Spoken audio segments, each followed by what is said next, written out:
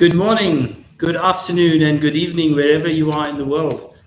And welcome to the GEO Week 2021 Industry Track, proudly sponsored this year by Trimble and Esri, two names, two brands that I'm sure need absolutely no introduction in these circles. My name is Kamal Ramsing. I'm the chairperson of ZA Space, the industry body for the space and geospatial sector here in South Africa. And more importantly, your master of ceremonies for today.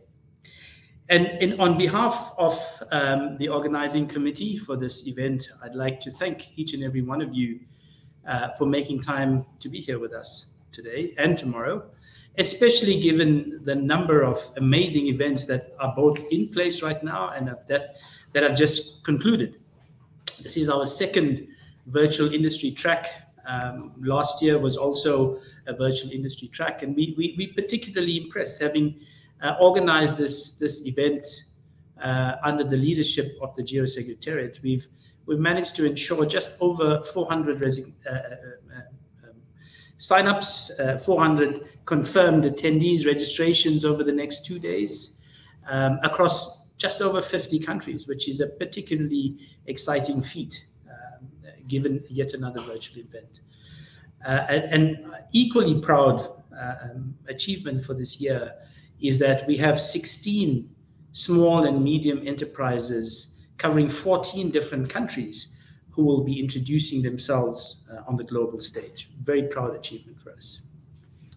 As you would have gleaned by now, the main theme or the theme for GEO Week is accelerating action, and the theme that we've picked for the industry track is accelerating action through public-private partnerships. And this resonates really well. As the organizing committee was working our way through the themes and the implications, we thought this resonated particularly given the past 2 years of dealing with the COVID pandemic, the global pandemic. The word action stands out for us initially. As business owners, as business leaders, as entrepreneurs, we are all committed to immediate action in the best interest of our companies. But when one showcases action against the backdrop of the high levels of volatility and uncertainty that we've had to deal with over the past 2 years, then understanding the real power of committing to decisive action, pure action, stands out beyond anything else. Choosing a path of action and sticking to it. So that resonated with us really well. And of course, partnerships. If the pandemic has taught us anything, it's taught us that no single company, no country, no government could have come up with a single response or a response on their own in order to deal with what we are about today. It's all about partnership, and whether it's the public-private partnership, which is what we're going to be focusing on as a theme for today and tomorrow, or whether it's partnership between governments and between private sector organizations. Partnerships have been proven to be the real secret sauce for growth across the world. And all our speakers will validate this as we go through a truly impressive lineup, which I'll take you through in a few minutes. But to kick us off, I think our host, the director of the GEO Secretariat, Jana Georgian, who unfortunately had to apologize for not being here in person due to the executive committee of the GEO Secretariat being run at the very same time as this particular slot. But we do have what promises to be quite a motivational recording from Jana, which we are about to play in the next few minutes. So let me hand over to our controllers to kick off that video, and I'll be back in a few minutes to take you through our agenda for today. Very warm and excited welcome to the kickoff of GEO Week 2021 and one of its first events, GEO Industry Track. My name is Jana Gevorkian. I'm the director of GEO Secretariat. This year, the industry track is back for the 3rd year in a row, and I think I can safely say we have ourselves a new tradition. GEO Industry Track will become an integral part of the GEO Week event lineup.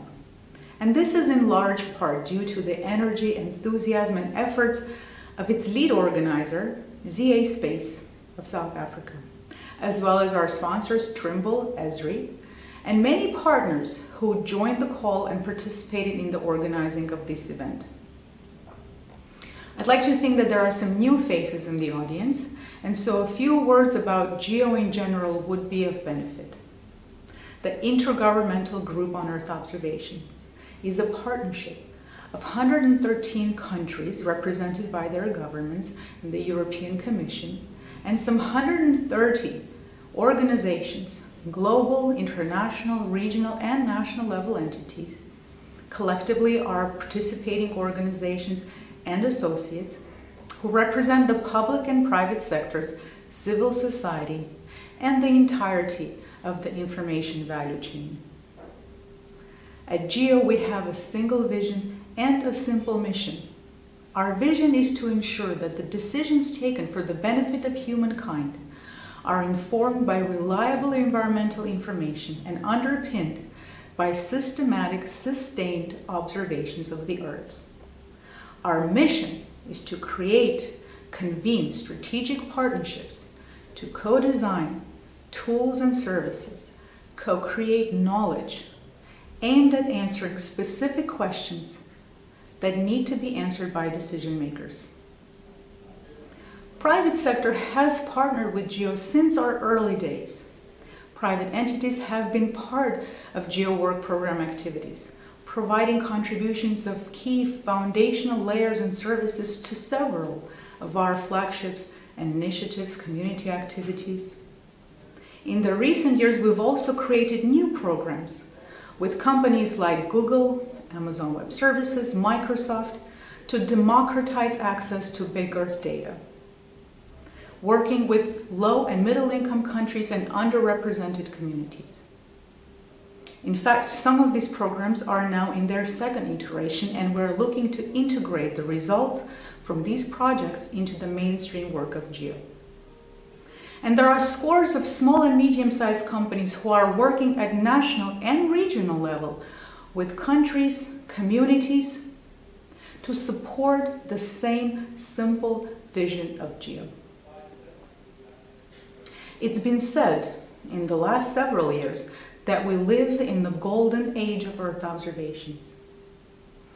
Private investments into space technology sector are driving the addition of high-resolution data and products coming online, and companies developing digital public good portfolios. The GIS industry and community, including open source, is on the rise worldwide and has become unstoppable. Entrepreneurs worldwide are looking to leverage big Earth data and keen to develop niche solutions to inform decisions across varieties of sectors. That public-private partnership is the way of the future is no question. And GEO recognizes public-private partnership as a strategic necessity to our accomplishing of our mission. It will be integral to the future direction that we set for GEO. Over the last 18 months, GEO conducted a midterm evaluation where we invited broad input on one question: how are we doing implementing our mission? The evaluation report highlighted an interesting finding, that the opportunity for private sector to engage with GEO is not uniformly or universally understood. So I would like to clarify. Our rules of engagement allow us to be reasonably agile and adopt varieties of schemas for partnering with the private sector to best meet the needs of the parties and the objectives of the partnership. So we invite you to enter into a dialogue with us. We're open to speaking with commercial entities who have digital public good portfolios and want to be part of the global action, support the communities worldwide to meet the urgent call for climate action, reducing disaster risk, building resilient cities, protecting public and environmental health. We also want to hear from companies who want to leverage GEO's multilateral platform and intergovernmental network to get ideas about where to innovate, in what areas decision makers are looking for solutions that can be developed to meet those needs.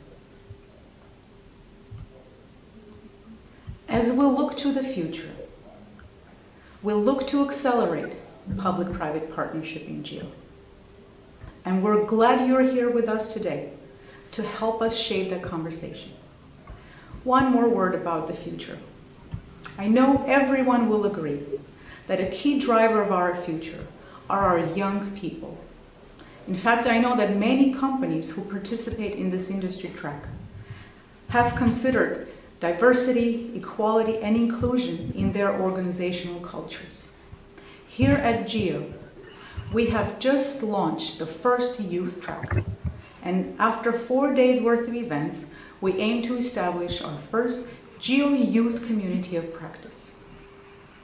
The youth from around the world, of all ages, of all nationalities, ethnicities, of all cultural backgrounds, they are going to be in the driver's seat of Spaceship Earth. I'm borrowing the words of Nicole Stott, a former NASA astronaut, artist, writer, and one of the judges of the GEO Art competition. And I invite the future architects and designers of the GEO industry track to consider how we can encourage more frequent conversation with the youth through the youth community of practice of GEO. Perhaps next year's industry track can have a few sessions promoting a conversation with the youth to explore how they can be actively engaged in this public-private space. So with this, I wish everyone a very exciting participation in the industry track, and I cannot wait to hear what transpires over the course of these 2 days. Thank you for being with us.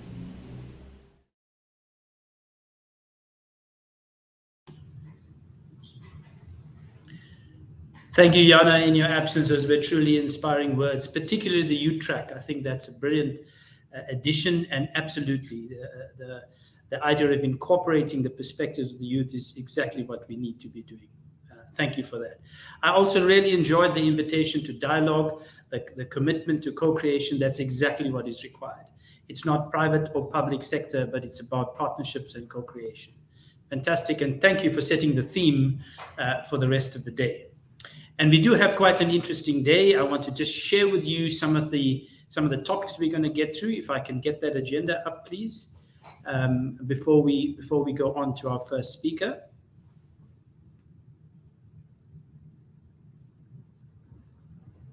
There we go. Not quite. So we'll promise to show you the agenda in a few minutes, but not to delay our next speaker. We're moving straight ahead into our two expert talks.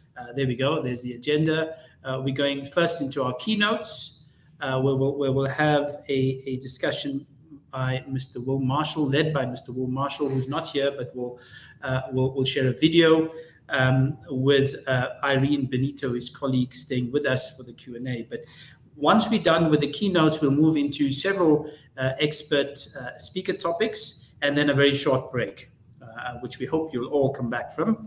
And then we go into the highlight, really, from an SMME point of view, the company profiling. Today, we'll have 9 SMMEs profile themselves to everyone that's here, which we're particularly excited about. And then we'll end for the day at around 2 o'clock, or is it 3 o'clock Central Eastern Time. Very important is the networking session that commences thereafter. This is a great opportunity. You can go back to the reception or through the lobby to look at the networking links in order to be able to access that. Please do the same for the virtual booths that have been set up. There are just over 20 booths that have been set up, including those of the SMMEs and some of the sponsors. So please find your way to that. Again, go to reception and navigate your way to interacting with the virtual booths, which I believe will be open through the entire week. So thank you once again for being here. And without any further ado, we're going to bring up the video from Mr. Will Marshall, the co-founder and CEO of Planet. And should you have any questions, please put them on the chat. And I'm sure they'll be very well handled by Irene Benito, who's with us, to answer them. Thank you. See you in a bit.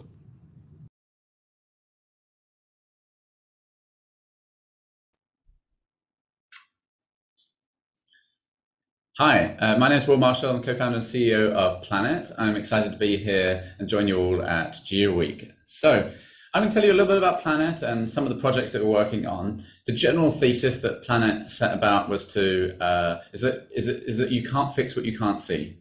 You can't manage what you can't measure.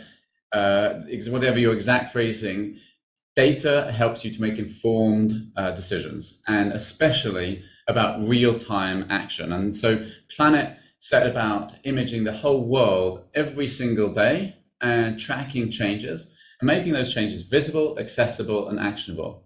And in about 2017, we completed the satellite fleet necessary to image the whole world every day. And we're spending most of our energies on this visible, accessible, and actionable piece because the main value proposition of a daily scan of the whole Earth landmass is to enable a move of the world from awareness of effects on the environment and agriculture and forestry and so on, to being able to take action to help those industries and sustainability causes. This is a quick video of how our fleet works. You all are mostly familiar with satellite systems, so I won't belabor it, but we have 180 satellites in a sun-synchronous orbit, polar orbit. Each one takes a strip of images. By the time the next one comes down, the Earth is rotated ever so slightly so that you take a strip next to the prior one. And collectively, since the Earth rotates underneath that plane every 24 hours, we scan the Earth's landmass every 24 hours. We also have a fleet of about 21 SkySats, which are at higher resolution, whereas the scan is at 3 meters per pixel. The SkySat fleet is at 50 centimeters per pixel. And this data is used on a task basis to focus in on areas of interest to our various clients. The systems are quite used in combination. Our scanning system can find changes that say new ship activities or a new building that can then use to trigger our high resolution satellite system to focus in with a higher resolution image where needed. This is our full fleet. We just completed the SkySat fleet with 2 launches of 2 SpaceX rockets of 2 sets of 3 SkySats into incline planes that enable us to revisit any particular location up to 12 times per day, depending on latitude.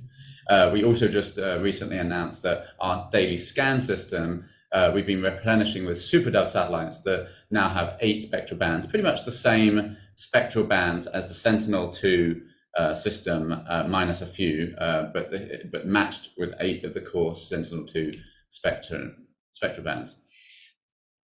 This is some of the facts that drive why we are doing this. We can help farmers improve their productivity and improve crop yields. We can help finance improve and measure their ESG targets. We can help manufacturers track their supply chains, forest management and civil government to track illegal deforestation. The quick thesis again is not just being able to be aware of action after the event, but rather be able to be frequent enough to take action in real time. So historically, I think the satellite sector has primarily been providing images that enable us greater understanding, a tremendous service, especially Landsat and then and that series over the last 40 years. The hope is to really provide and enable that to move to action by having data on the timescale of human intervention. It's relevant for the 2 biggest global transformations of our time, and this deluge of new Earth observation data, especially from the Sentinel system and Planet's system, is enabling and supporting of these 2 transformations. Digital transformations, it's sectors like agriculture improving crop yield and efficiency, where big data and AI are doing things like that. Agriculture is one industry, there's lots of others: transportation, civil government, energy, and so on. And sustainability is the move towards a green economy. It's take into account natural capital. And of course, the first step in taking into account natural capital is to measure it, whether that's countries measuring their emissions to companies measuring their ESG targets. Earth observation is critical and foundational to these transitions. There are three broad ways that we help to drive sustainability. I'll talk about a couple of examples, but it's really measuring and monitoring, it's enabling efficient operations, and it's improving transparency and accountability. I'll give you three examples. This first one, we have a partnership with Norway to track deforestation in 64 tropical countries, all the tropical rainforest countries, essentially. Norway pays for the data alongside data from Airbus, and we work alongside KSAT to provision services to the United Nations and the forestry ministries of these 64 countries on a regular basis to help them with policies to stop deforestation. We also enable that data on a monthly basis as a monthly base map to be made available as a digital public good for NGOs and academics to have use to, if you like, check the maths on the deforestation agenda. This is just a quick snapshot of some of our imagery in the Amazon basin, tracking deforestation there over the period of 3 years. That is the kind of data that underpinning this enables us to track and stop and help Amazon deforestation enforcement. In fact, our partners, Map Biomass in Brazil, have seen an almost tenfold increase in action against illegal deforestation on the back of the data provided. Some of the impact is mentioned here of this program. We've had now over 9,000 users, and we've had, most importantly, action happening on the ground to support and stop deforestation. Second example I'll just provide is in the area of coral reefs. We, over the last few years, we've been working in a consortium of NGOs and scientists around the world to, with the support of the Paul Allen's Vulcan Institute. It was one of the last projects Paul Allen helped to start prior to his passing. And this system monitors the coral reefs as the first classification map of all the coral reefs across the whole world. And luckily, most of the coral reefs are in sufficiently shallow waters, less than 15 meters depth, where we can actually still tell a fair bit of information about the coral type and so on, and health. And we've done that for the planet. And this system has already helped to spurn a number of countries, at least half a dozen, with their efforts to establish marine protected areas around these coral reef systems. That data too is available as a digital public good. You can go to allencoralatlas.org and see that. Thirdly, I just wanted to mention a new program we're working on that I hope will transform the fidelity of emissions measurements. And that's our project called Carbon Mapper. Carbon Mapper is an NGO that started this project as a consortium. It's a public-private partnership with the foundation sponsors as a partnership with NASA JPL to provide the instrument, and Planet providing the satellite bus. We're going to build a fleet of satellites that enables 400 spectral bands that will enable direct detection of methane and CO2 point source emitters. It is also incredibly powerful for biodiversity monitoring and commercial applications as well. For example, in the energy sector, that is also going to be a public-private partnership with part of the data on a certain cadence going out as a digital public good, and some of the data being commercialized underneath that by ourselves here at Planet. So it's a new mission, first launch in 2023. Really excited about this program. So there's a little video about the system being launched here. Let me just let that play.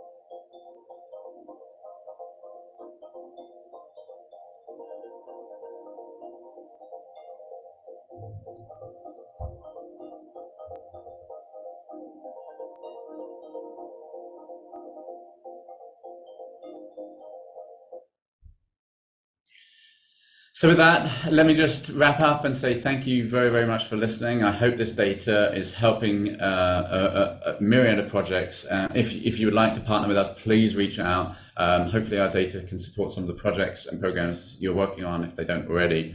You can learn more about Planet, obviously at planet.com. Reach out to us. My email and contact details are below on the slide. And thanks very much for listening to me today.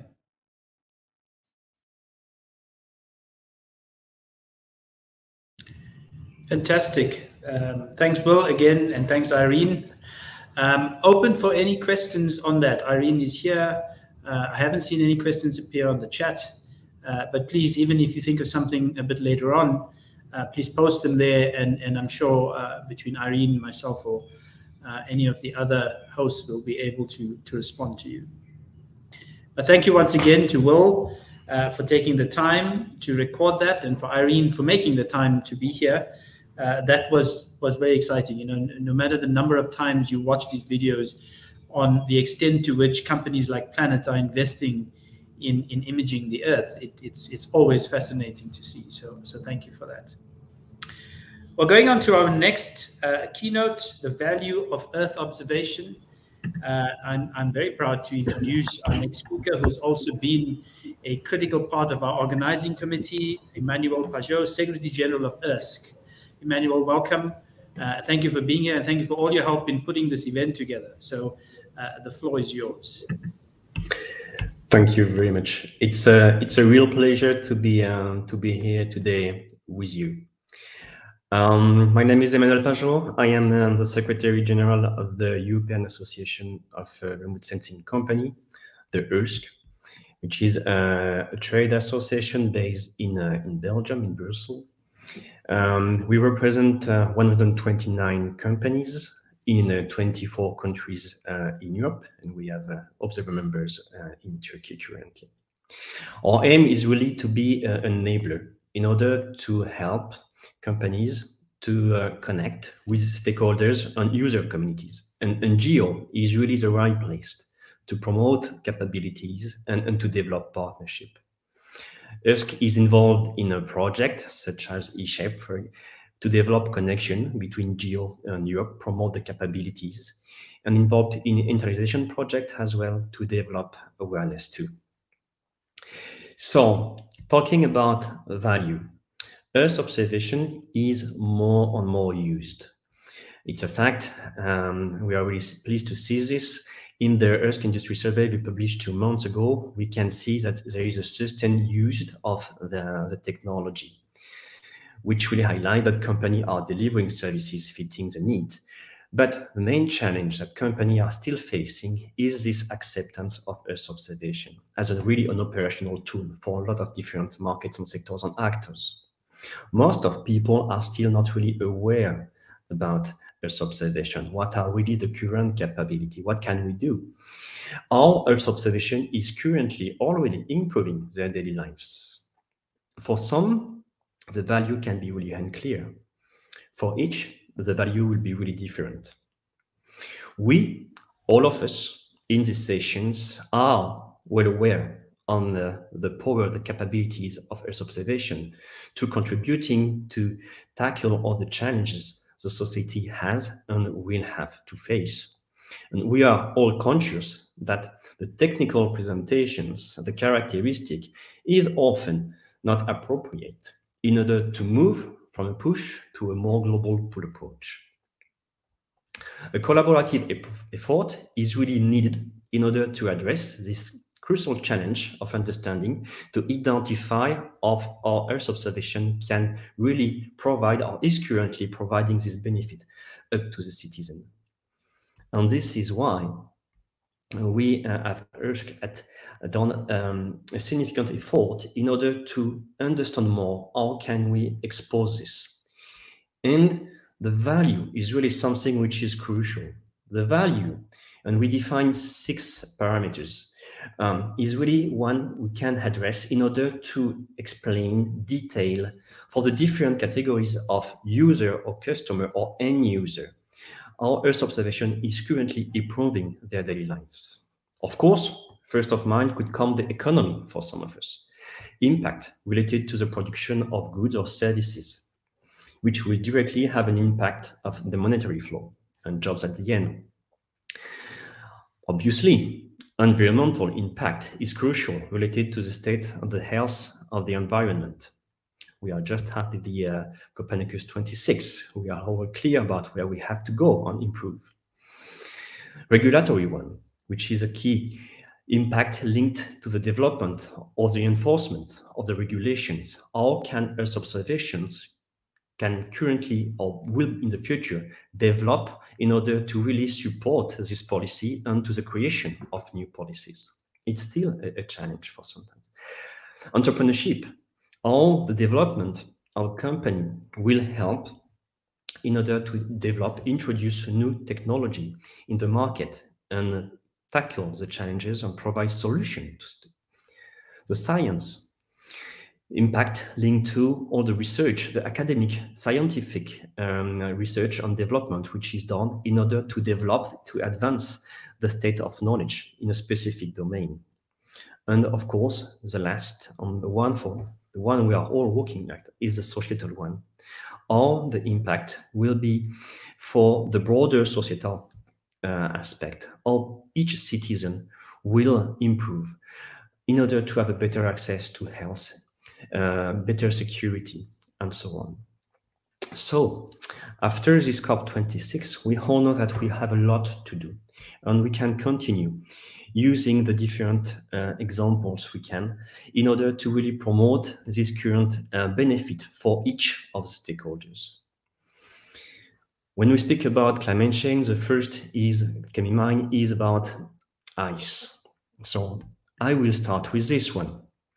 Ice is a crucial topic for a lot of reasons. The first one in this example is really about the need to map accurately this element, which is crucial in order to identify the climate change, yes, but to help people who live in this area in order to have the latest information about the location to improve the access to the different ports, for example. So if we look at the primary user of this, the company who has to do this in order to maintain the connection between the inland in Greenland and the continent, of course, will see the impact. But a lot of additional players in this area will benefit of it. For example, in this green line, all what is linked to the local fisheries, all what is linked to the transportation of goods in this area. But even for the citizens, they will have access to a better amount of stock in order to purchase and have in time what they need. So at the end, this will lead to a benefit for all the different actors and players and people who live there. Consequence of the height in the climate change, of course, is linked to the evolution of the sea level, which is a key concern in a lot of different areas. Really important presentation were made a few weeks ago. And there is a constant need to protect this island, for example, in the Maldives. Again, for the primary user, the company who would like to have access to Earth observation solution, the key point will be, how can I improve my operation? How can we detect and anticipate and reduce the preparatory work in order to operate better? This is what currently Earth observation is able to deliver. It will reduce the cost for the company, but as well for the authority there, as a secondary user, they will have the capability to better check, control what has been done and potentially where the next operation should be done. So it will have a direct impact for them. And obviously, for the citizen, again, this protection, because at the end, this is the aim of this dredging, will reduce the risk due to all the different events they will have to face, the sea level rise currently and locally, temporarily, the storm sea surge. But at the global scale, again, an additional benefit will be for the environment because it will reduce potential damage of the different coral, because it has been well mapped thanks to the updated maps done by the Earth observation. which will provide new insight of this. And it will also improve the reduction of the potential environmental footprint of this operation. Now, if we want to stay global, let's move into a third topic, forest. Forest is really a key asset for humanity. Forest is really at the focus point of a lot of different interests. Forest is obviously something which will play a key role in the CO2 storage. Forest is used in order to develop industry. Forest is where the biodiversity play a huge role, and we need to preserve it.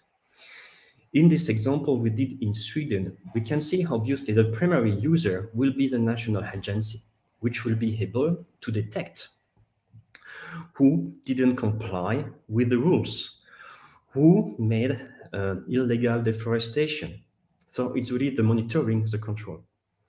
But secondary users will be, for example, the private owner, which will have advice in order to better exploit their asset, in order to develop the potential of this asset and so get long-term returns. Additional industry locally will benefit of the services purchased by the primary user. Telecoms, which will have to maintain all the electric lines, for example, or what is linked to the water supply, which could be affected by damage and so on, and electricity. So again, up to the citizen, all the ecosystem which has been developed thanks to these capabilities will really develop a better place to live, better conditions, and with a better environment for all the biotic, the environment, and the fauna on the floor. The preserved area will be maintained. Water is absolutely a key asset as well for all thematic which is across the world. Water on health. Health disease linked to water may have significant impact in a lot of different areas. Again, Earth observation play a crucial role in order to monitor the quality of these lakes. Services based, for example, in this place with Sentinel-2 and 3 are used to deliver a monitoring of the water bodies, allowing the state to really understand what are the conditions of the lake. It will improve the monitoring, reducing the cost for the in-situ prelevement to be done, but it will as well reduce or improve the capability of the district in order to understand what is the situation, what have they to do in order to improve the different operation. For the citizen to have access to a better quality of water, reduce the health issue, which will have a significant impact on all the health ecosystem. Again, if we do this at a local scale, this have an impact. But if we can develop a better global approach at the country scale, this will have a really significant impact for everybody. And water quality could be seen with different approach: the quality of the water and the reservoir. Exploitation, human activity can have a strong impact on our environment. We all know this, it is obvious. But technology from the Earth observation can play a crucial role in order to help to detect, but as well to quantify. Numerous years ago, the INSA on the use of SAR data in order to compute the ground deformation really highlighted the potential of this technique without any ground installation. Thanks to this, the operator of the aquifer can really develop a safer approach of this need, which is needed in order to provide water to people living there, in order to develop better sustained agriculture, without the risk to generate salty waters and so on. But again, it will impact the capability to anticipate the risk to destruct some building, to affect the building. So up to the citizen, which will have their estate there, these observation capabilities will improve the daily life of people. For with just these few examples, we can see that all along the value chain, from the primary user up to the end user, Earth observation has a lot of benefit to provide. We have to develop this knowledge. In this example, we just see a few. We collected other. You can have access to this on the Earth website, Earth SEPS studies. But we did more. In order to launch and to support the launch of the COP26, we invited our members to share with us some services which are supporting the SDGs. And we were really surprised, amazed by the huge number of answers we collected. We collected more than 120 services, and all of these are supporting one or several SDGs. If you want to be part of this dynamic, in order to really promote these capabilities, do not hesitate to contact us. We have this EOWiki platform, which is for free for all people, from the private sector, for the public sector. All together, researchers and companies, private and public sector, we can all contribute to this in order to improve the use, in order to support better our society. Thank you.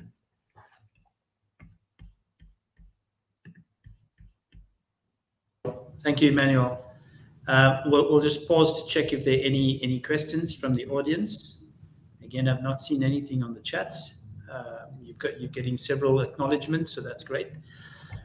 But thank you once again. I think all those case studies highlight the power of partnership, and it's been really fantastic to see what you've done as ERSC. It's amazing to see 129 members, 25 countries. We've got a lot to learn from ERSC, which is really established itself as an amazing industry body. So thank you again for your time, and again to the audience, if there's further questions that you'd like to put onto the chat, please add them in, and Emmanuel's with us so he can answer them as we go through. Thank you very much, Emmanuel.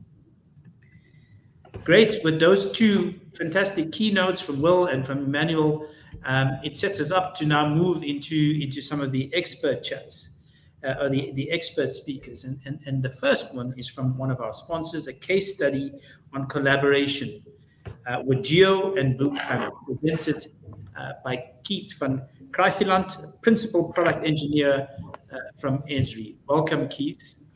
Really looking forward to hearing what you have to share with us. The stage is yours. Great, thank you. It's great to be here this morning, and I'm excited to share some of the work that we've been doing with GEO over the past decade or so, and give you some examples of that work. As you mentioned, my name is Keith van Graffland.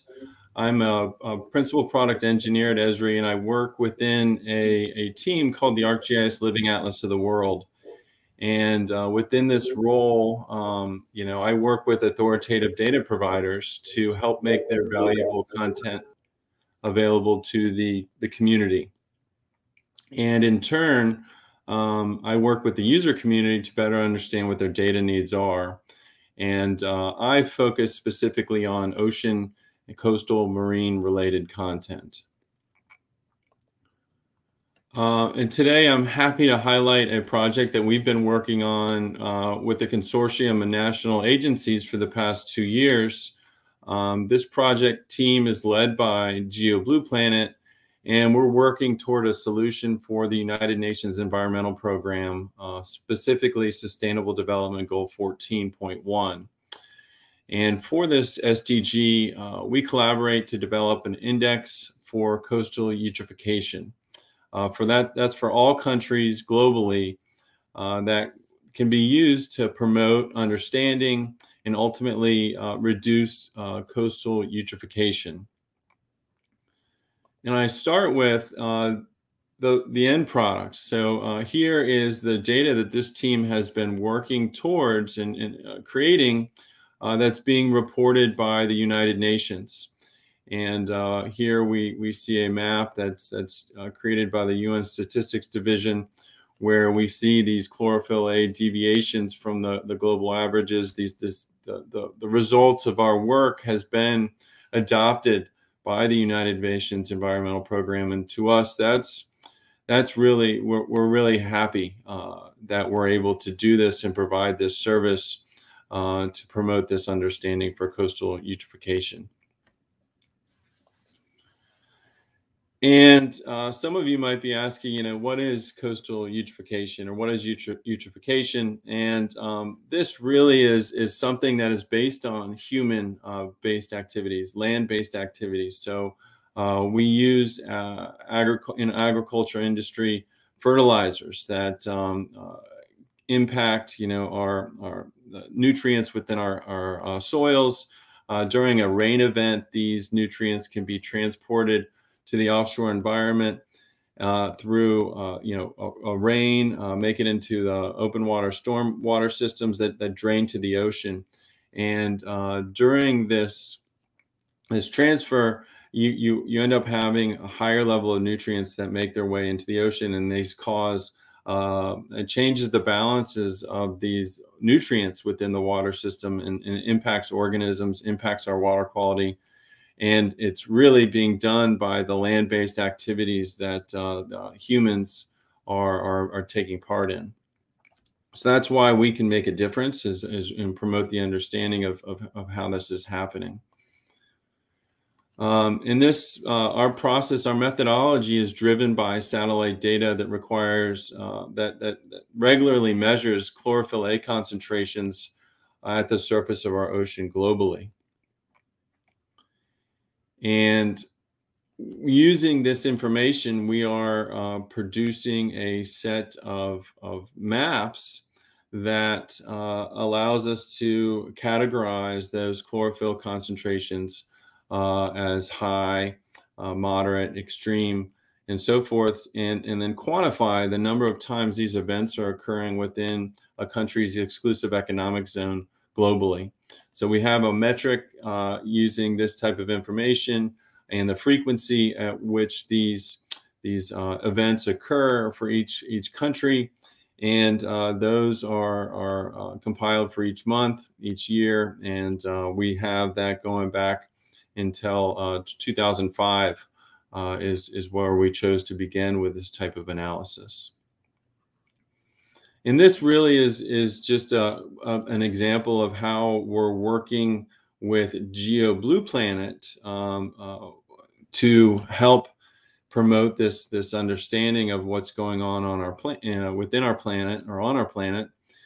And we do this throughout all different groups within GEO as well. So Esri has a long-standing relationship with many national agencies like NOAA, NASA, the USGS, that compile the active member body of GEO. And coming out of these relationships, we have natural partnerships. And here are a few examples of how we work together in recent years and how we continue to work together. So here's an example of our GeoGlows partnership that has brought together experts from around the world to create a global streamflow forecast that is freely available, providing actionable information as a service to places with little or no, where little or no information like this exists. And it fills the gaps that can complement and strengthen national, regional, and local efforts. So this is a great example of how we've worked on a team to provide this within a mapping framework. And then these next three projects are driven by a GEO Ecosystems initiative to conduct and produce global ecosystem maps for terrestrial, freshwater, and marine ecosystems. So Roger Sayer from the USGS has been a project lead for these ecosystem mapping projects. And the first one of these is ecological land units. And then that coming after ecological marine units, we worked with Roger to do ecological marine units. And all this information is that I'm showing is being driven by Earth observation data. So the satellite-based land cover classifications are being turned into ecosystem maps for ecological land units. the good observation network by Argo, by the World Ocean Atlas, by those ships that are making in situ measurements are being transferred into these ecological marine units. And then the most recent project that we've worked on here is ecological coastal units that classifies each segment of the shoreline, 1 kilometer segment, and provides a level of understanding of where areas are similar, where they're different, and is truly an amazing project to work with Roger and the team on. So here is an example or a little bit deeper dive of ecological land units. So here we've got a 250 meter resolution product that uses bioclimate, landform, lithology, and land cover to combine that information into these 48,000 different combinations or facets, is what we call them, to help describe the ecosystem for each one of those pixels. Here's the ecological marine units, and each cylinder that we see here within the ocean has different characteristics. And here we're symbolizing by the temperature of the ocean for each one of those cylinders. And then each different slice is a different cluster that has different assemblages that describe its characteristics based upon the good work of NOAA and the World Ocean Atlas and the network of people that contribute to that. So here we see temperature and salinity, dissolved oxygen, phosphate, nitrate, silicate being clustered together to show in a visual product where those information are very similar, or maybe where they're different. And then the most recent project that we worked on is ecological coastal units. So this is 81,000 different segment units, or CSUs, is what these different 4 million segments were clustered into. And then there's 16 different overarching groups of those coastlines that are called ecological coastal units. So these help describe the ecological setting of each one of these different locations. And you can click on a map and understand what the different land attributes, ocean attributes, and coastline attributes are anywhere in the world. It's a unified product for explaining our planet, and that's really exciting. So what is at the foundation for each one of these projects is really a relationship. So we have a relationship with many of these national agencies that turns into a partnership. We partner with these groups to help generate these products, and it's really a great natural relationship that happens. So these engagements that we participate in for GEO initiatives are always collaborations between industry and other industry partners and with other GEO agencies. So I've mentioned NOAA, USGS, United Nations, NASA, European Space Agency. There's tons of folks that make up these teams, and it's always a team effort. It's a collaboration. And in many of these cases, we're supporting the work of the amazing scientists by providing the expertise to help define a methodology that can be implemented and applied within a GIS framework consistently. So thank you for listening about how we collaborate with different groups, and we're excited to be able to do this, and we look forward to what the future brings. So thank you. Fantastic, Keith. Thank you. Esri's always done such impressive stuff in collaboration, even in our country here. So it's inspiring to see what you've done in collaboration on a global scale. If some of the smaller organizations wanted to either have access to that type of insight or collaborate with Esri, is there a channel for doing that? SMMEs, up and coming remote sensing Earth observation organization. Well, There's always an opportunity to work together. I encourage you to reach out to, Esri, either through email or Esri is so widely distributed between all the different countries. We have distributors that are stationed within each country that I encourage you to reach out to them or to reach out to us directly. We have these different initiatives that we need help with. We would love to work with you, and let's figure out how to do that. Fantastic. Thank you, and once again to the participants. If there's any further questions, I see there's some interesting content being shared already on the chat group. Please post them on the chat, and Keith is here to answer them even during the rest of the hour or so that's left. Thank you, Keith. Thank you. Great. So we might have a little shift in the agenda. We seem to have misplaced one of our speakers. So Revimbo, please return. All is forgiven. But in the meantime, our next expert speaker is going to address us around equity, diversity, and inclusion. And I'm particularly excited because I've recently reviewed some of the research work that Valerie Grant, founder and chairperson of Geotech Vision, has produced. And I'm excited to meet you, if not in person, then as close as we could get to in person. So Valerie, thank you for being here. Looking forward to what you have to share with us today.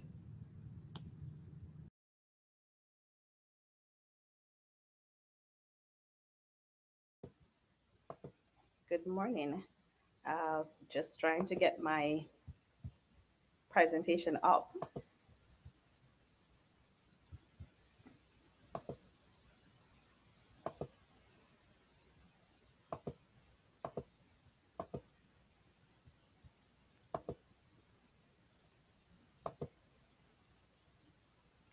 Okay, so good morning all again. So this morning it's my pleasure to talk to you about a new and exciting topic. Well, not really new, it's something that we should have been doing a long time ago, but it has become at the forefront. And so diversity, I'll start with a quote. Indra Nooyi, the former chairman and CEO of Pepsi-Cola, she said that diversity and inclusion cannot simply be delegated to one individual, that is a cop-out, and it should be on the CEO's plate as a priority and central to HR agenda, not something that ebbs and flows with quality of diversity of the inclusion leader. And that's so true. And so thinking about this topic, my initial thoughts were that diversity is inefficient on its own because a sense of belonging is really needed. That's the inclusion bit. And a sense of fairness, that's the equity part of it, is also critical, hence DEI. And so there has been so much discussion about diversity and equity and inclusion across all domains. But it has become especially important in the STEM field, and the geospatial industry is still lacking that element of diversity. And so it is very critical for our industry to be contemplating this. DEI is not about checking boxes or statistics. We cannot simply focus on DEI on a surface level, but rather it needs to be embedded into the organizational strategy and culture. And so senior geospatial roles already at this point in time, this research shows that it lacks diversity. Geospatial events and conferences also show a lack of diversity.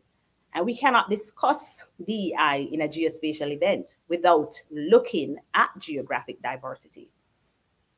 So as it relates to another often forgotten area of diversity are also persons with disability.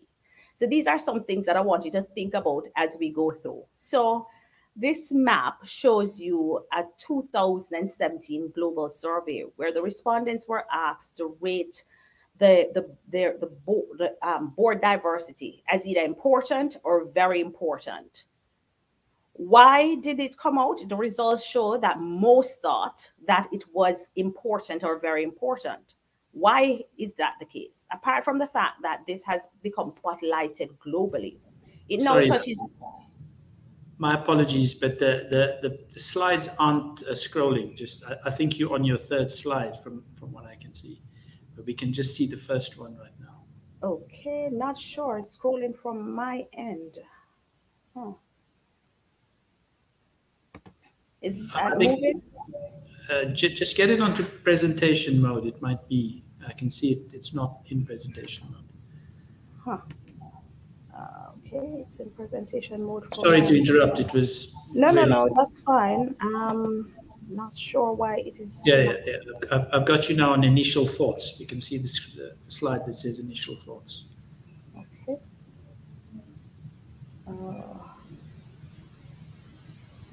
Yep. Are you seeing? Is it moving along? No, I think you might need to just manually click the next slide on your slide sorter. Okay. Okay. Okay. I will do that then. So you're now seeing that one? Diversity and inclusion is a world. Okay, thank you.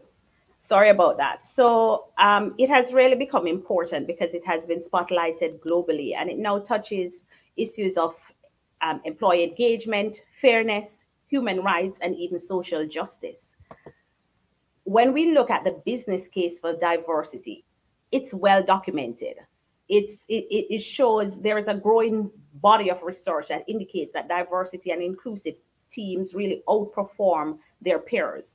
And the graph that we're looking at really shows how, the correlation between profitability of a company and executive gender, ethnic diversity among a statistically powered sample of 1,000 companies in 12 different countries.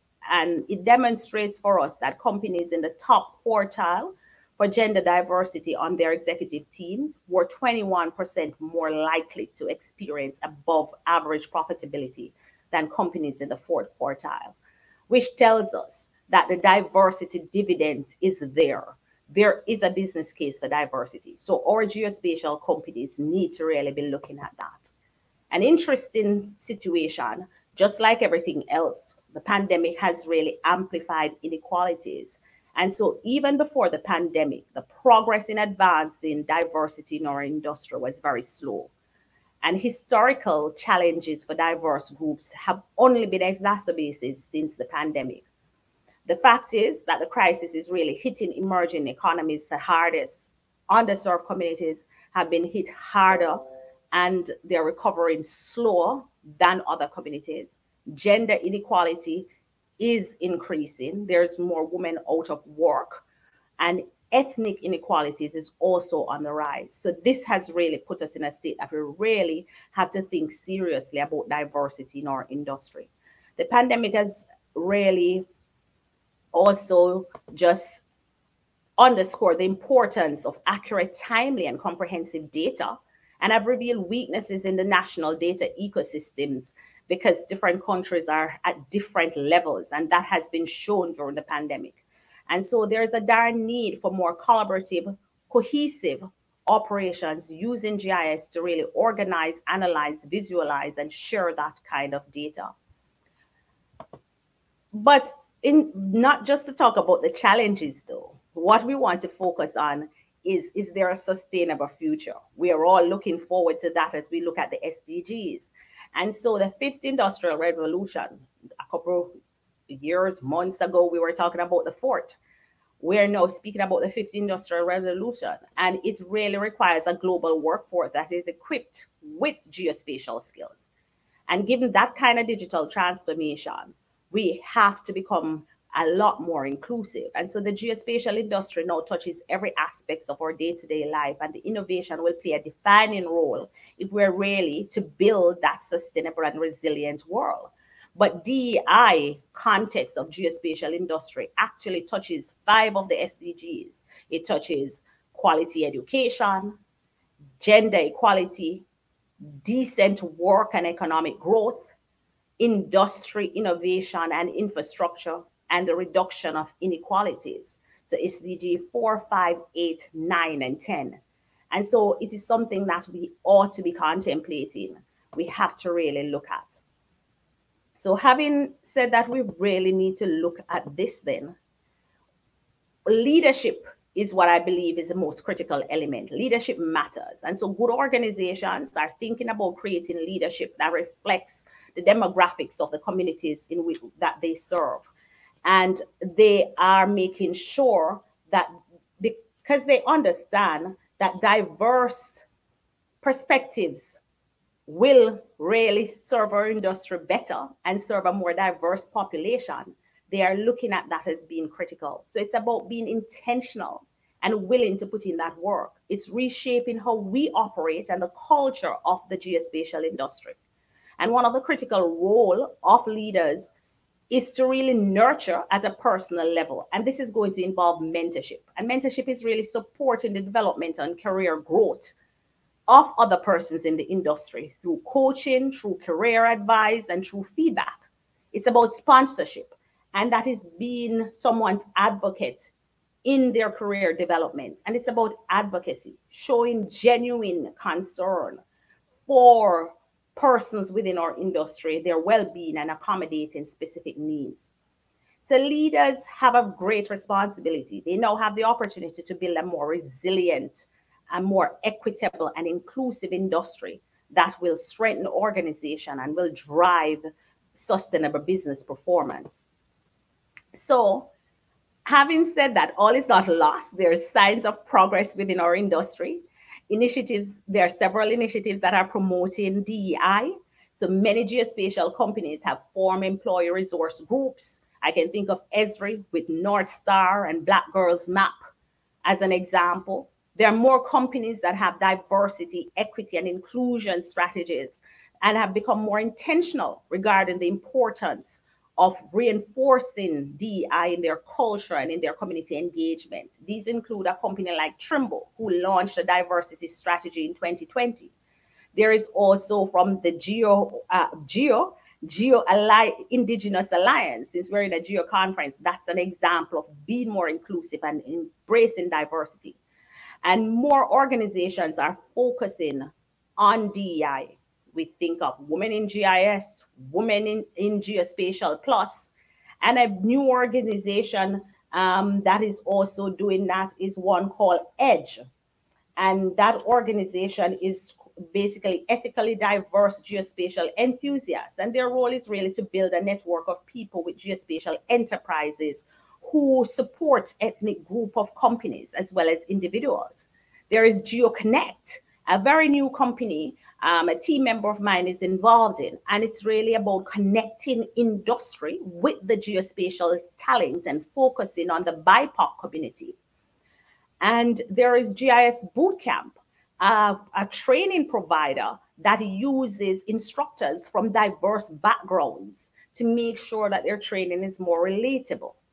And the topic of diversity is now on the Geospatial Conference agenda. We can think of the World Geospatial Forum, which happened a couple of weeks ago in Amsterdam, and that was a topic there. It's now included in Geo Week 2021. So there is a raise in awareness of DEI, as well as with that raise in awareness, there is also the issue of raising the fact that there is some unconscious biases that are there, so that persons can start really looking at it.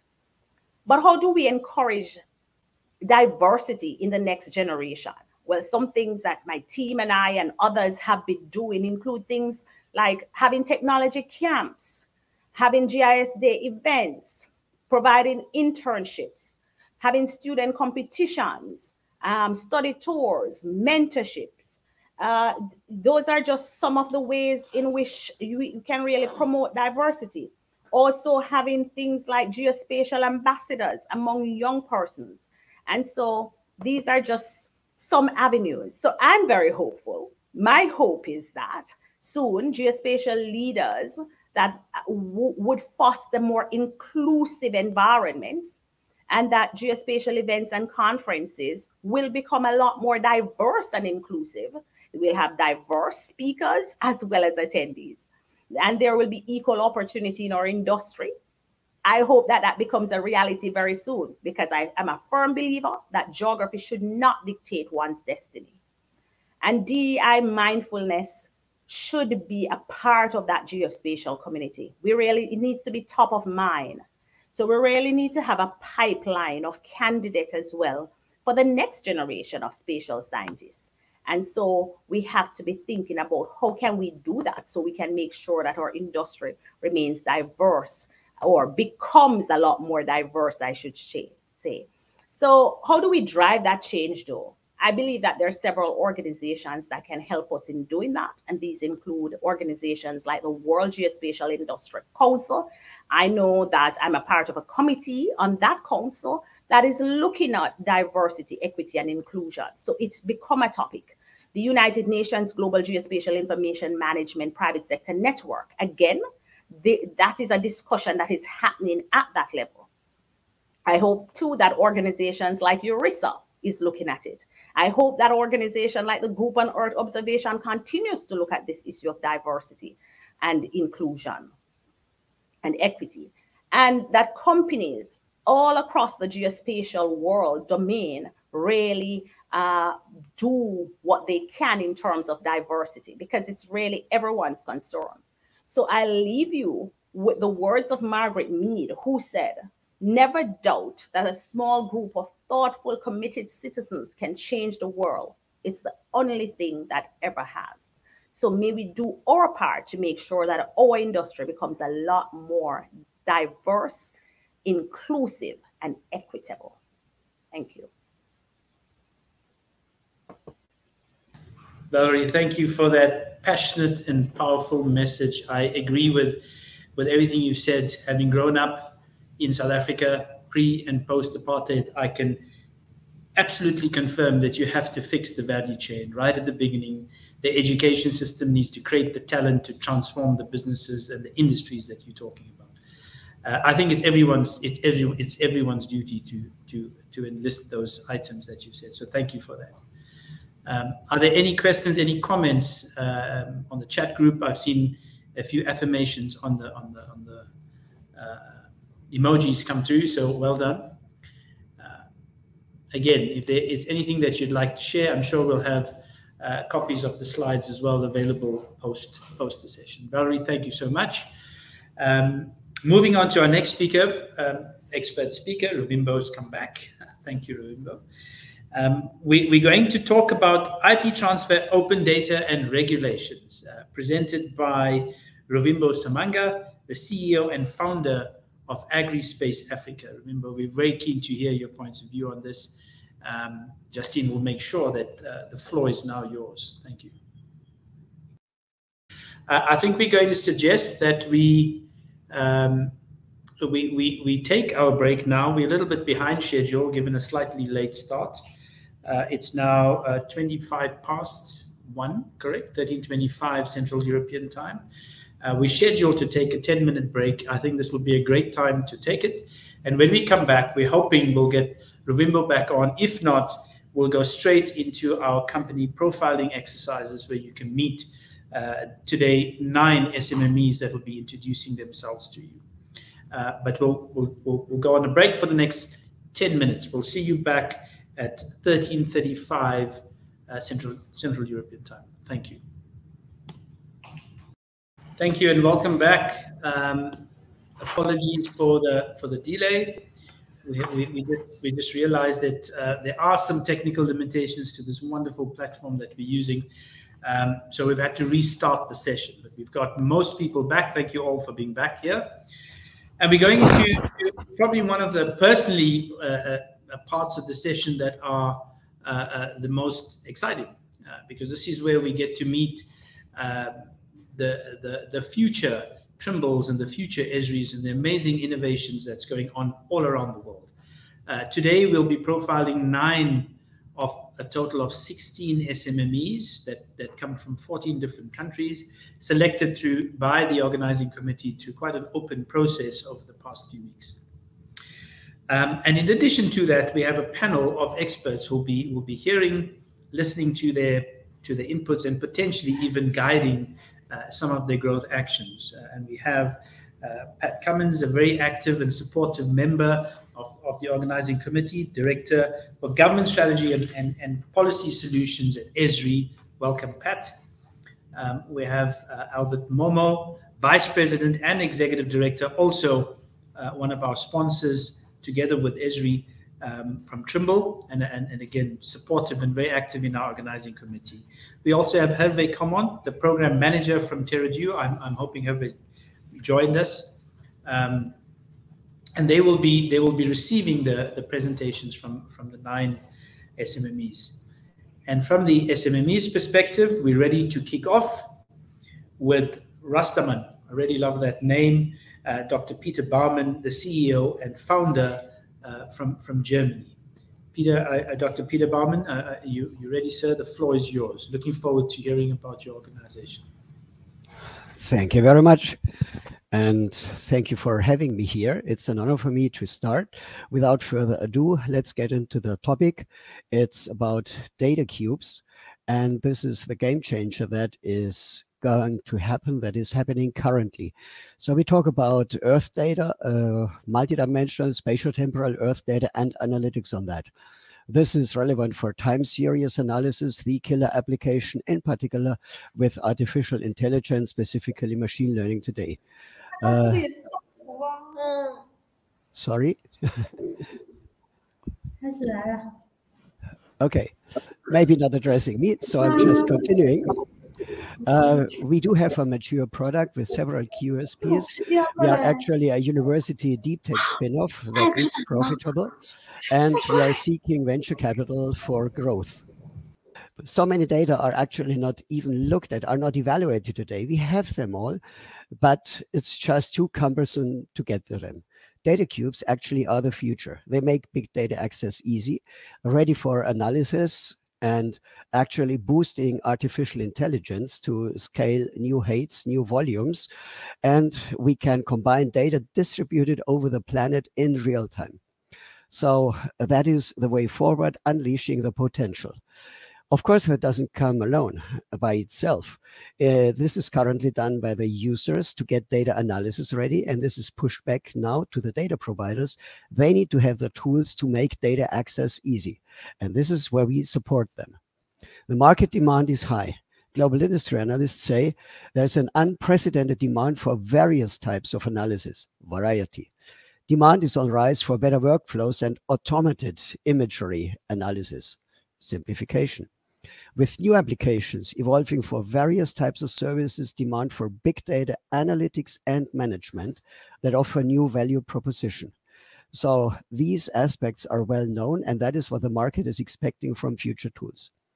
Our focus is on enabling providers and users of spatial-temporal big Earth data with fast, scalable, flexible, and secure services.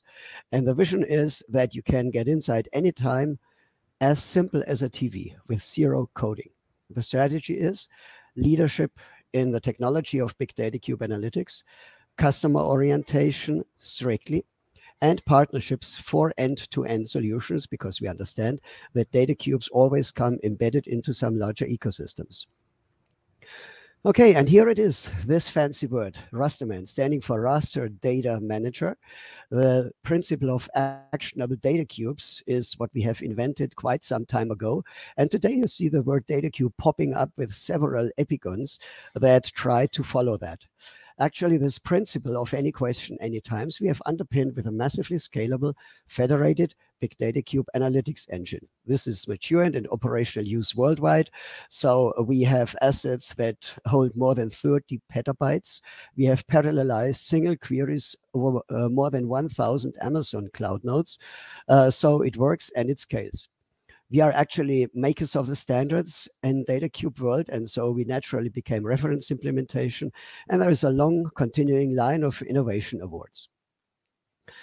The business model behind is, classically, we have sold licenses. This is the left column, on premise. So do the data cubes yourself. But we understand that the market wants more. Our customers requested that. And so today we also offer data cubes managed on-premise or in some virtual cloud, where actually you can have your data private just for your use, or you can offer them publicly. And then we have ready-made offerings on the diocese, or large-scale satellite image archives. So in the end, any scenario we can support readily, and we have customers for each of the scenarios actually. Gets me to the company. As I said, it's a spin-off situated in Bremen in Germany, with a very strong, committed expert team that is actually supported by my research group at Jacobs University, where I'm professor of computer science. And the interesting thing is, IT experts, 1PR, no sales yet. And still, we are profitable. We sell licenses at a price between 36K and 126K, so on average about 80K per license. We can set the market prices. There are open source contenders, which are theoretically for free. And actually, they are so far away in functionality that in particular industry enjoys the extra value that we offer. And that has led, for example, to a 100% revenue growth in 2021. So where do we go? Actually, our target market segments are managed living resources, so agriculture and forestry, energy, natural resources, industry, services, agencies, and the security aspects. Everywhere you see a green part here, we actually have customers in this segment already. So we know the sub-markets, the verticals, and we know their needs, and we know how to respond to this. By the way, getting back one slide, just to mention a little bit, BASF, Telefonica is among our customers, research institutions like Alfred Wegener Institute, etc. So why do we stand out actually over the competitors? Performance benchmarks independent from us has shown that we can be up to 400x faster than competitors. Scalability, it has demonstrated on a nanosat and up to supercomputers, clouds, and federations. Flexibility, you can ask any query anytime without programming. So we are unleashing the whole thing for non-coders, for those who need such insights but cannot do programming, say in Python. Federation, a location transparent planetary scale single data pool that is in place already. So that is already with 31 petabytes, I believe, right now. Standards, most comprehensive support for the DataCube standards in the market, reference implementation I mentioned, and actually maker of the DataCube standards. And very important to our customers, even research institutions, security. So we support standard role-based access control, however tailored to data cubes and effectively configurable down to single pixels. And due to this combination of key USPs, actually we can set the price in the market. So where do we stand? We have a tool that is well recognized and known in the communities, doing big Earth data cube analytics. It's a mature deep tech product, as it's called today, with significant key USPs. The company is profitable, 100% growth this year, and this without sales even. So what would we do with a good sales team? Everything is ready. We just need to sell it. And therefore, we are looking for an investment, for growth, for rapid international expansion. We already sell licenses up to Taiwan, for example. So we are already international. It's just missing the sales team. And so we want to boost that business. We want to reap those benefits which are available if we just have the growth part. And that is in particular a sales team acting worldwide. Therefore, it's, I believe, I'm convinced, a very safe investment because it's not a dream, it's reality, and it's high performance because there's a really high market growth potential. And with that, I would like to close, take a deep breath, and actually want to show you the Federation live in an example. As I understand, I have 1 minute left. And so let us look at demo. Here is a query that is expressed in WCPS, which is a standardized data cube language. I cannot say what it does. The climate model has told me it determines heavy rainfall risk areas on the planet. I see that we use precipitation and Landsat 8 data, so that let's fire that against Code.de, the German Sentinel hub. We get a result, which we visualize here in NASA Worldwind. But more interestingly, we see the path of the query. It went from my location approximately down to Code.de. They found out, oops, I don't have all data. Fortunately, I can ask my friend Creo Diaz in Warsaw. We can also send the query to them. And now they reciprocally have the same problem. The server needs to ask Code.de to generate the same result. And hey, what did you just see? That was real-time distributed data fusion. How long does it take for people to do that today? And here we do it in real time without even knowing where the data are. And with that, let me stop here and give back to the moderator. Thank you very much for bearing with me, for your attention.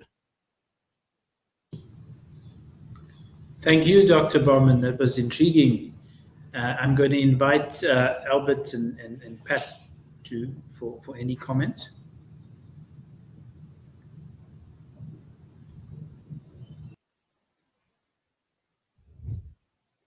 I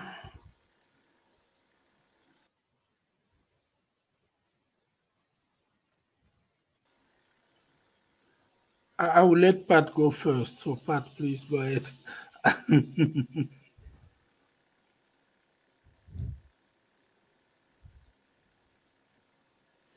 You're muted, possibly.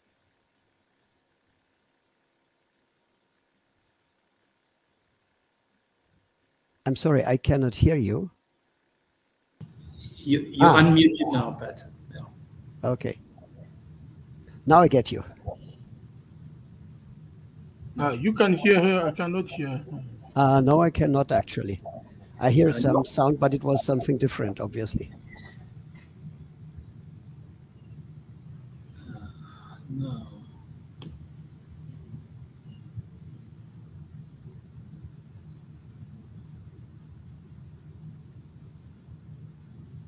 Albert, maybe I can ask for you to share your comments whilst Pat figures out potentially a connectivity. Okay, I can go first then. Can you hear me well? Loud and clear, yes. Yes. Okay. So I'm really impressed with what you have with Razdaman. Is the combination of big data and analytics is something that is very promising. My only concern, concern questions, is you mentioned licenses, but I was wondering if licenses for you is actually a subscription-based system, or license is a cost that you pay once and for all, because I see this more as a subscription-based model. Good question. Thank you for that. Actually, both is possible. You can acquire a license, which then is unlimited in time. It's yours forever. Or you can just go to an existing service and come there with a subscription-based model, for example. So we offer all options that are possible that customers want. Okay, that's good. And my other concern, question/concern, is your input model. You know, whenever you work on data, there is always this concern on, where are you getting your data from? And how sustainable is your model? Are you, today Sentinel data are free, Landsat data are free, but what about 5 years from now? What about, or are we going to have other players that may see value on the root data, and that may affect what you have, what you give? That is another very valid question. So indeed, Currently, we have basically the two options. People have their customers have their data, they want to manage them, and they don't want to publish them, but the advantage is for themselves. The typical case here is Telefonica. It's radio networks planning, they don't want to publish that. So they want to have some closed setup. On the other hand, we provide open setups with DSs, and here we rely on data that are available for free. So everybody can download and work with the DS Sentinel product data, the scenes, of course, for free. But with us, you get an improved service, and this is what you pay for. For the future, we intend to go also into further models, like, for example, data that are paid, where we have to pay for. But this is something that needs careful planning, because we need to pay upfront, and therefore we have delayed that and concentrated on the direct benefits first. Okay, thank you. That's all I have. Once again, is very impressive. It's very interesting. I thought at some point, you know, at the beginning, that what is customer base, and is there a need to expand the customer base? But when I saw the list of your customer, I think you got it. Absolutely. We do have customers from small SMMEs, research institutes, large industry, public agencies. So the full spectrum is already covered. It's just too small. We want to grow it larger. Absolutely. Yes. Thank you, Peter. Thanks a lot. Thank you, Peter. And I Kamal, can you hear me now? Yes, perfectly, Pat. All right. Well, and I know, thank you. And I'm sure our time is rather short here, but it was a very impressive presentation. And I think the skill set you bring to the table here would be very much of interest to a number of the different GEO initiatives. So I don't know if you have looked at getting involved. I think one way to kind of grow your footprint is by getting involved with GEO and participating in some of the program areas that have a strong interest in data cubes. I know that it is a growing interest across different regions. I know AmeriGeo is currently having active conversations about data cubes. And I was curious whether you have explored either one of the regional or a thematic, perhaps in the area of GeoGlam. A lot of interest in the kind of addressing kind of the crop and food sustainability issues are dealt with in GeoGlam. Is that something you've looked into? And if not, I encourage you to. Thank you for this hint, Pat. I definitely will want to follow on GeoGlam and these initiatives. We are engaged in a couple of them. For example, we are very visible in European Inspire, but this exactly hits the point of we don't have the amount of resources to cover the full breadth of opportunities that are coming up now, which really hurts looking at something and you just don't have enough resources. And this is exactly the point where we want to boost with an investment to realize all those opportunities. But GeoGlam specifically, I will look at that. Thank you. Thank you. Excellent, Peter. Thank you very much for your time and the effort that went into preparing that. All the very best with all the very best with your with the rest of the progress with Rasterman. I have no doubt it's going to make its global impact very, very soon. Thanks a lot. Appreciate it.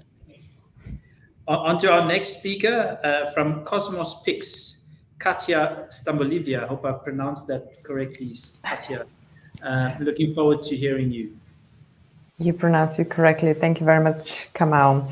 Hello, and looking at the list of participants, I should say good morning, good afternoon, and good evening. Let me see. Perfect. Oh, yeah. Is it possible for you to allow me to share my screen? I think that's going to be easiest because then I can change my slides by myself. Yes, perfect. Thank you very much. Share screen. Perfect. You should be able to see AirMeet now, and now you should be able to see my presentation. Could you confirm this for me, please? Perfect. Thank you. Perfect.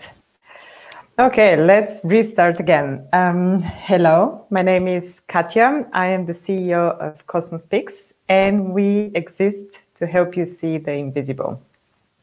We build a no-code, do-it-yourself platform for getting and analyzing satellite images, and we do this for two reasons. We want it to be domain agnostic, so whatever kind of problem you have, you can solve it with us. And we require you to have zero prior tech knowledge, because still getting and analyzing satellite images is more or less a technically intense job. We need to understand satellite image analysis, and we also need to understand programming and server architecture. We would like to remove these complexities from the process. There are many different I cannot change my slides. Oh, sorry. There are many different problems that we can address. And one of those problems is, for example, mining. We can use, we need to understand where we can get materials from, and we need to understand whether old mines are polluting and are not regenerating in the environment. We also would want to track water use and see how this is going in our locality or in our country. And we would like to understand how environmental regeneration and restoration is going on. Following the example with the mines, we would like to see whether old mines are being regenerated, or whether they're not polluting nearby waters, like this image of gold and copper poisoning of a river close to a mine in Romania. Sometimes we want to look at environmental regeneration in a broader scope. And these are just a number of three different problems that we can solve with satellite images. So how can we see this? The answer is satellite images, and satellite images help us see the invisible. For example, if we're looking at materials extraction, we can create analysis like this to highlight the copper deposits of on the land, and this image is courtesy to ESRI. Or we could filter everything out and just concentrate on the water and understand, given different satellite images over time, whether the water deposits are shrinking or are growing big. We can also zoom in very much and see all of the details of the reforestation or environmental regeneration projects that we are currently doing. And we do this with the help of CosmosPix. We built the simplest platform for satellite images. Sometimes we would like to look at acquiring freely available satellite images, and sometimes we would like to acquire commercially available satellite images. And we aim at doing this in an easy way for you, and giving you the possibility to store all of your images in my library, including the images you already have. You can just upload them on the platform and have a library of satellite images that collects all the satellite images that you have. And sometimes they're on our servers, sometimes they're on our computers locally or on external hard drives.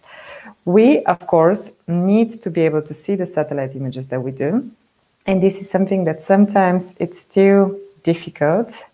And we make this easy for you. It's all in the cloud and it's all on the platform. So you just need to go to your library and select the satellite image that you would like to visualize.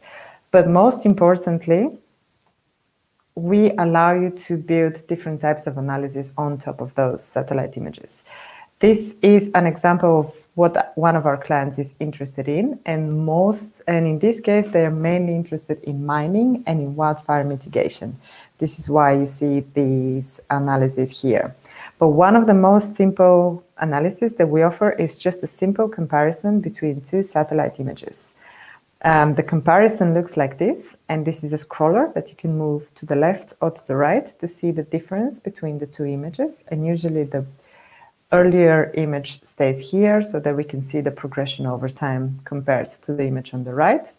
And in this case, we show you the difference between a 10-meter resolution satellite image and a 50 centimeter resolution satellite image. And you can see that the difference is great. And sometimes we need to have very high granularity. Sometimes we can just do very well with freely available satellite images. Sometimes what we want to do is highlight danger and risky zones on the map. And in this case, we use the satellite images to analyze them, and then we highlight zones of dangers for you on the map. Or we can show you again a comparison between the analysis of before and after the satellite images. And in this case, we are comparing the state and the density of vegetation. This is within the context of wildfire mitigation. The industries that find Cosmos Peaks very useful are mining, defense and municipalities, and other B2B players. And of course, there is a very good chance of these industries growing in the future. But with us, as well as Rastaman, we are still growing and we are at the beginning of our journey.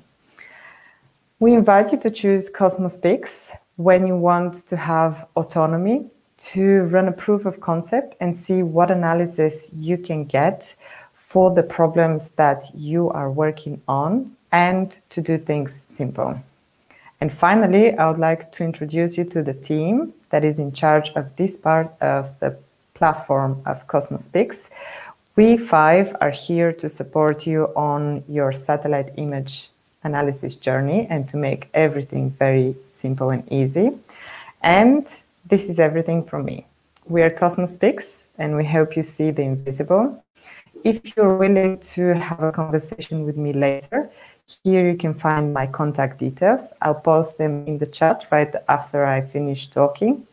And now I believe we have a couple of minutes left to hear some feedback from the GEO Work Program and GEO Associates communities. And it will be amazing for us to see how we can get more involved with the GEO community. Thank you very much. Fantastic, Katja. Thank you so much for that. I think it's very insightful.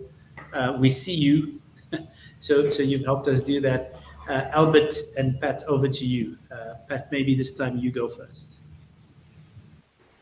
All right. Well, thank you, Katja. That's very, very impressive. I think in the GEO community, I think that whole idea of the kind of the low code capability to create your own analytics will be very popular in a number of different work program areas. And of course, the skill set that you bring to help, I think, kind of do the ideation, do the brainstorming on how the technology can be used could help address a number of the different work program areas. I think since you have kind of identified, it seems like mining is a strength, a forte, or a particular interest areas. I think looking through the GEO Work Program to find out where that may be a topic of interest. The one that's coming to mind to me may be the GEO LDN, the GEO Land Degradation Neutrality. Although that's not one that I'm very familiar with, but that may be one that's worth taking a look at. But there's so many different activities going on around the GEO program.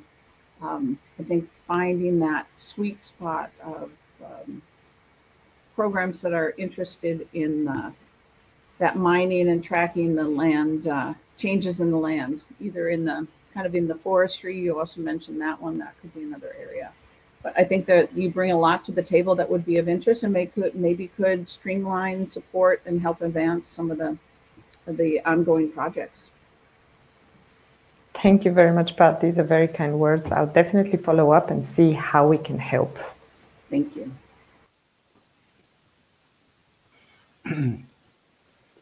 Yes, Katya, I think the presentation was great. The concept is good, and I was struggling at some point. I was asking myself, how am I going to define Cosmos Peaks? Is it a software / platform company, or is it a service provider company? And by keep on, listening to what you have to say, I made up my mind. Is a service provider. So when I was thinking of software, I was kind of concerned. As you know, there are so many software out there, trying to do the same thing. And Trimble, we ourselves, we have e-connection that provide feature extractions and stuff of that nature. So I was like a small company coming in that in that arena, that may be a call for struggle. But like I say, listening more to what you have to present, I change. I say, okay, actually, this is a service provider company, and on that aspect, I think you are doing great, because you have very well defined who your customers should be, and you also well define what your product will bring to those customers.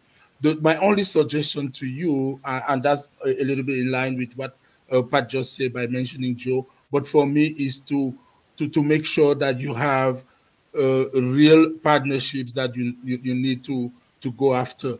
And I'm thinking, satellite companies.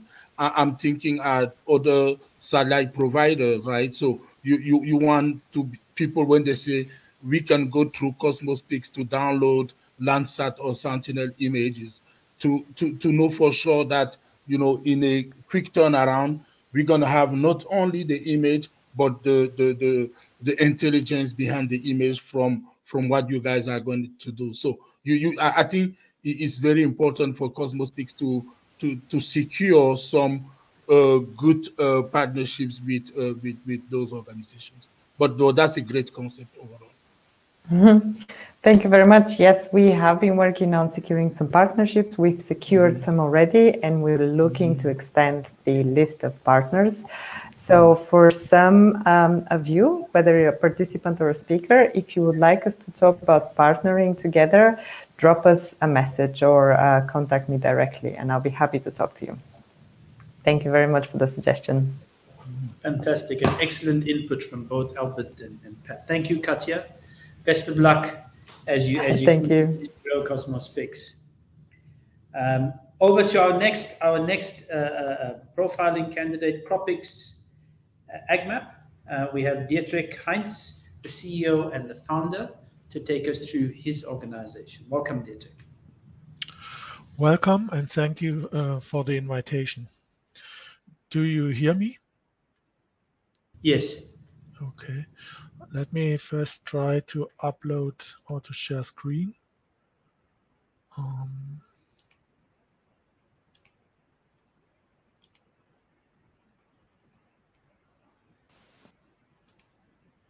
Do you see my screen?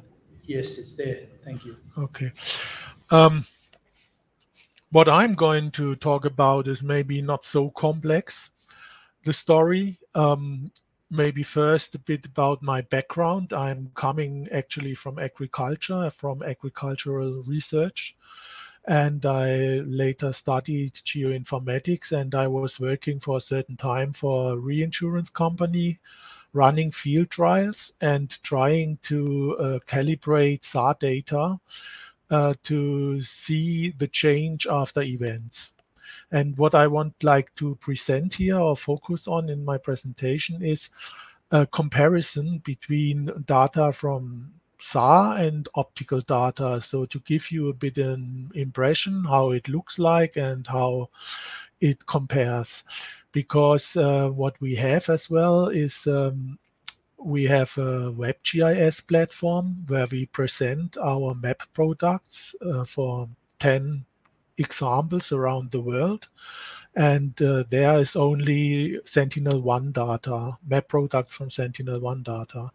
And so if you would like to see somehow how it compares to the optical data, then I would like to do that in this presentation. Our first map product, which we derived from Sentinel-1 SAR data, is a vegetation index. Vegetation index that shows crop development over the season, over different seasons, and It is ideal for crop monitoring and for time series analysis, because SAR data, as you may know, is independent from atmospherical disturbances, from clouds and fog and smoke and so on. And you have relative low noise in the measurement, and that enables you that you can derive, for example, a baseline over several years and then compare the actual situation with this baseline.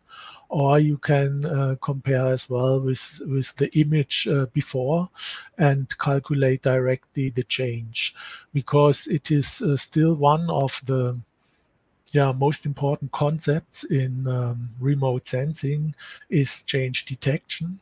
And especially when we think of crop insurance, then you often need to see how was it before an event, how was it after an event.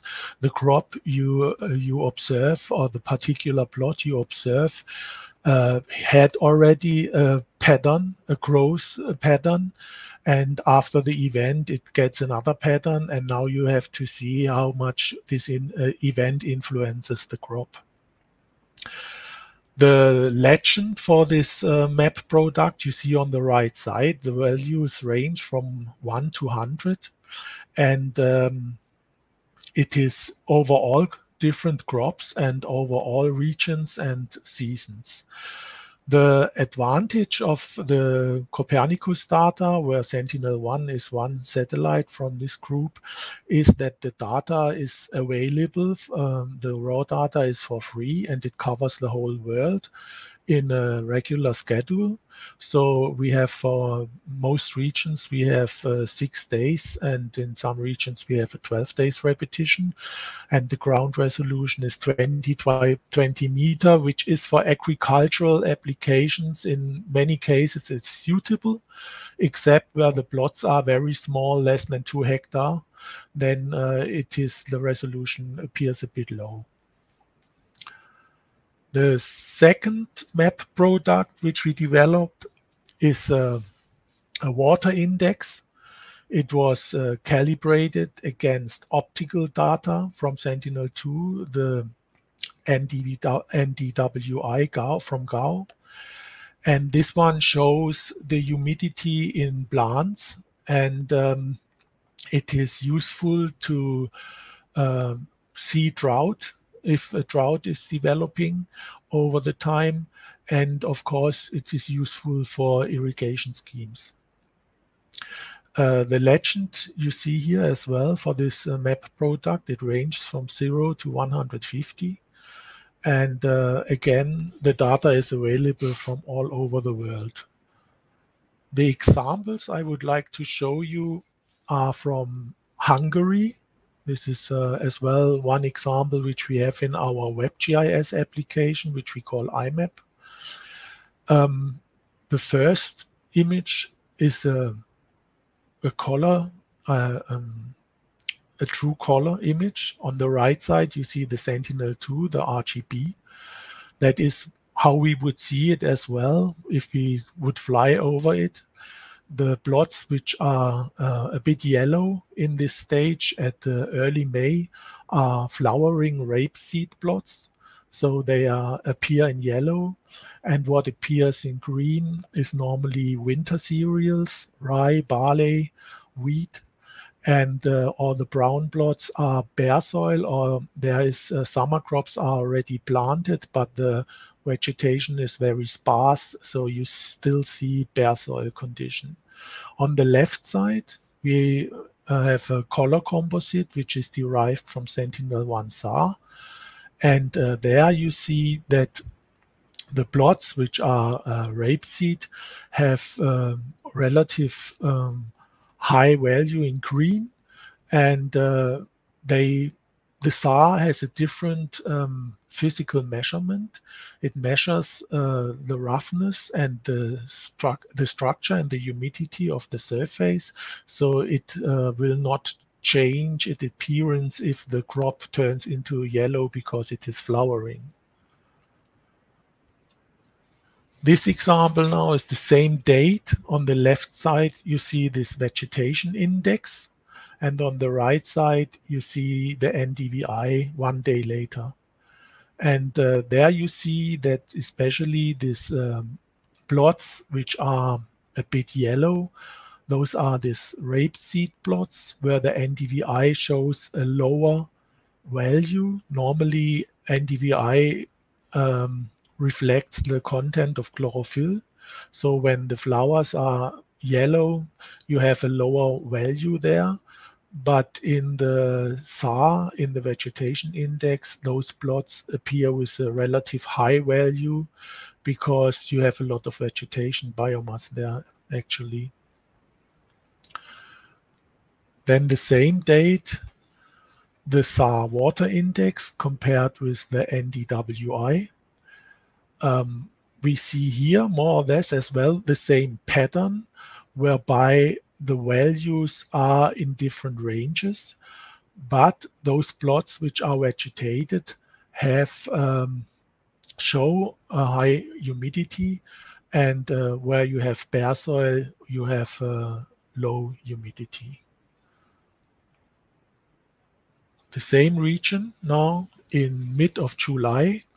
In mid of July, in this area, the winter crops are partly already harvested, and some are just before harvest. And in optical data, you see them, they are not green anymore, they are already brown. But in SAR, you will see that there is still biomass, because no matter if the biomass is green or brown, it still has the same vegetation height, it still has the same structure, and the humidity is going out of the plants while it is maturing. So you see, you can follow the maturity stage by stage better in the SAR data, because yeah, it's a more prolonged process there.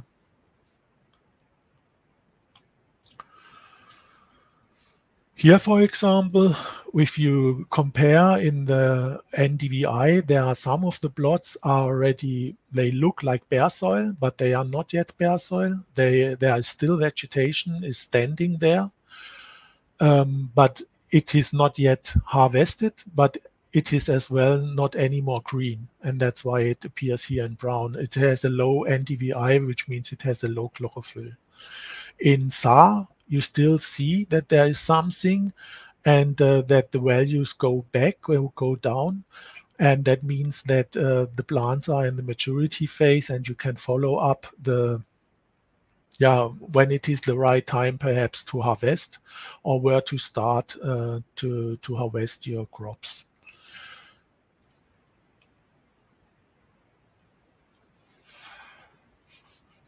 The same here in the SAR water index, it shows quite nicely the different zones of maturity and how far this has developed.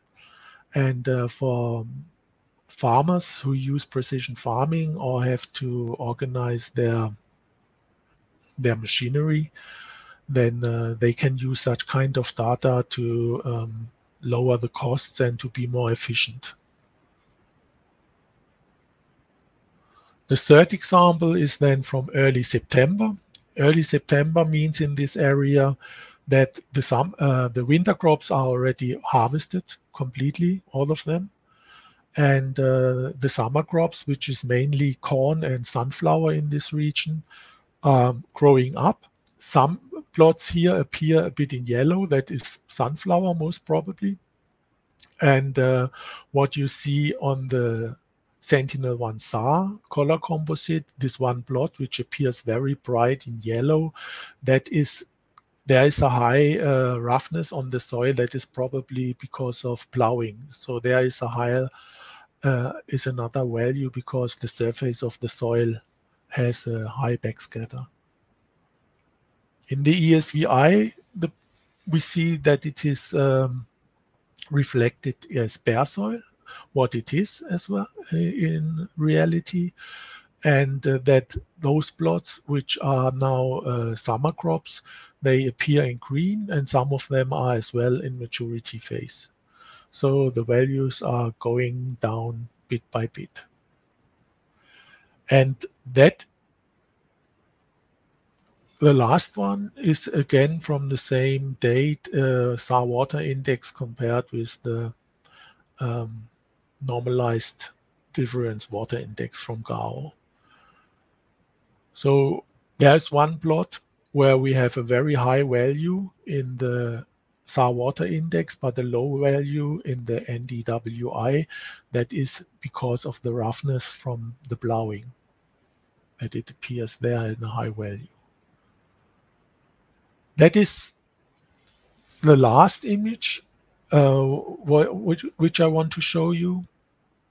Here we have, it's not a map product as such, but it is a visualization of ESVI, this vegetation index. We call it evolution.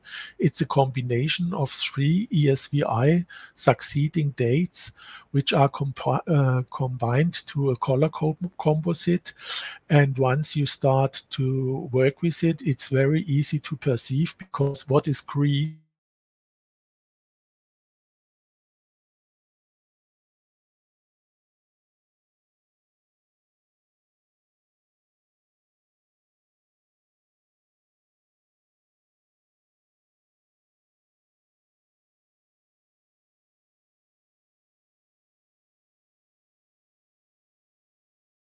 high biomass value over these 3 acquisitions.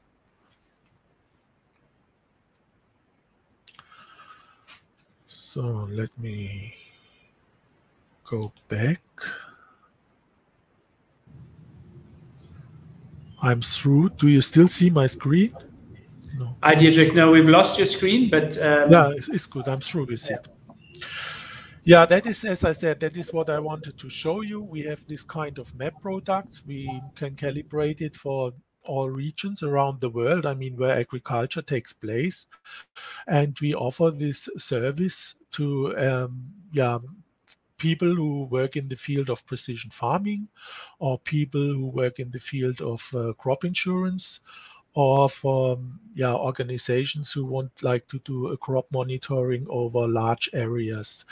We believe that the big advantage of Sentinel-1 SAR is that you have this data availability, that it is granted, that you really can deliver data when it is necessary, because we found that it is critical if you set up a scheme where data is only one part needed. Most of the things which are as well costly are hardware, software, training to the people. You have to set up a whole scheme. And if then you cannot deliver data because it's not available due to clouds, then I mean, it's a big disappointment to all the stakeholders. So we said, okay, let's try to do it with SAR so that we can grant that we really have images and that we can do a good and I mean multi-directional change detection over the season with the last acquisitions and so on. Thank you for listening. Thank you, Dietrich. Thanks, Albert. Pat, any points for Dietrich? I know we're running way over time, so I'll just keep my comment to, I mean, these are really impressive examples and they really help tell the story. I think that GeoGLAM would be the GEO Global Agriculture Monitoring Group in the GEO program work area would be a place for you to connect. I think they would be interested in seeing this, and I'll leave it at that. Thank you. Yeah, and I will do the same. I'm going to have only a short comment. It's clear that you have a vision, you have a product. My only question or my only comment is, have you considered other sensors than Sentinel? Because you know, you have so many other ways to work with vegetation index. So I know yours is an enhanced one, but are you considering using other sensors and connecting with things like NDVI and other ways to capture vegetation index? So that's probably my only concern. Yeah. Of course, we have done that. In the beginning, we have used other SAR sensors like Cosmos SkyMap, but then it is, of course, if you have to buy commercial data and you want to give forward the costs to the customer, then normally the business case is it's not possible. So the big advantage here, of course, with Sentinel-1 is that the raw data is for free. Now, optical data, of course, is available. Landsat, Sentinel-2, we use it intensively, mainly for calibration, mainly for check how our results are. So there we did a lot of work. When it comes to let me say, automized integration of this data, then you have faced again the same problem, because if for a certain map product it is needed that you have an optical component and the data is not available, then again you fail. So here the approach is really that the map products are based on this kind of data source, and that grants that you can be sure more or less the whole year round that this data is available. Okay, thank you, and good luck for that. Thank you as well for your comments and for inviting me. Bye-bye. Dietrich, thank you so much. In the interest of time, I want to just point you to some questions that have been posed to you on the Q&A and on the chat group. If you don't mind just responding to that whilst we bring up the next speaker, if that's No, okay. it's fine. Thank you. Bye-bye. Thank you so much. Okay. Thank you, Dietrich. Our next speaker is from Spain. We're going to look at orbital EOS. Juan Pena. Juan? Yes. Yes, hello. Good morning, everyone. I'll try. Okay, I'm going to try to share my screen. And hopefully you would be able to see it, right? Perfectly. Thank you. Okay, so thank you very much for the introduction. My name is Juan Peña, and I am the CEO of Orbital EOS. So EOS stands for Earth Observation Solutions. So we are an analytics company. We use satellite imagery and artificial intelligence in order to develop products. And today I want to talk to you about detecting, characterizing, and forecasting oil spills from space. So I would like to start with a reflection. Uncertainty is the new normal. We live in a very, very complex world nowadays, and it's not hard to recognize that often we have more questions than answers about the world we live in. So I would like to play a little quiz with you. Let's imagine that you are a decision maker, and you have to deal with an environmental crisis that implies high financial and environmental risks. And these are the facts that you are given. There's been a major leak in an oil refinery close to the shoreline. We don't know when the pipeline will be fixed. And the oil spill is moving freely at sea, threatening as well other countries. So this is exactly what happened in Western Mediterranean this summer. An oil refinery in Syria experienced a major leakage in an oil tank that was containing 20,000 tons of oil.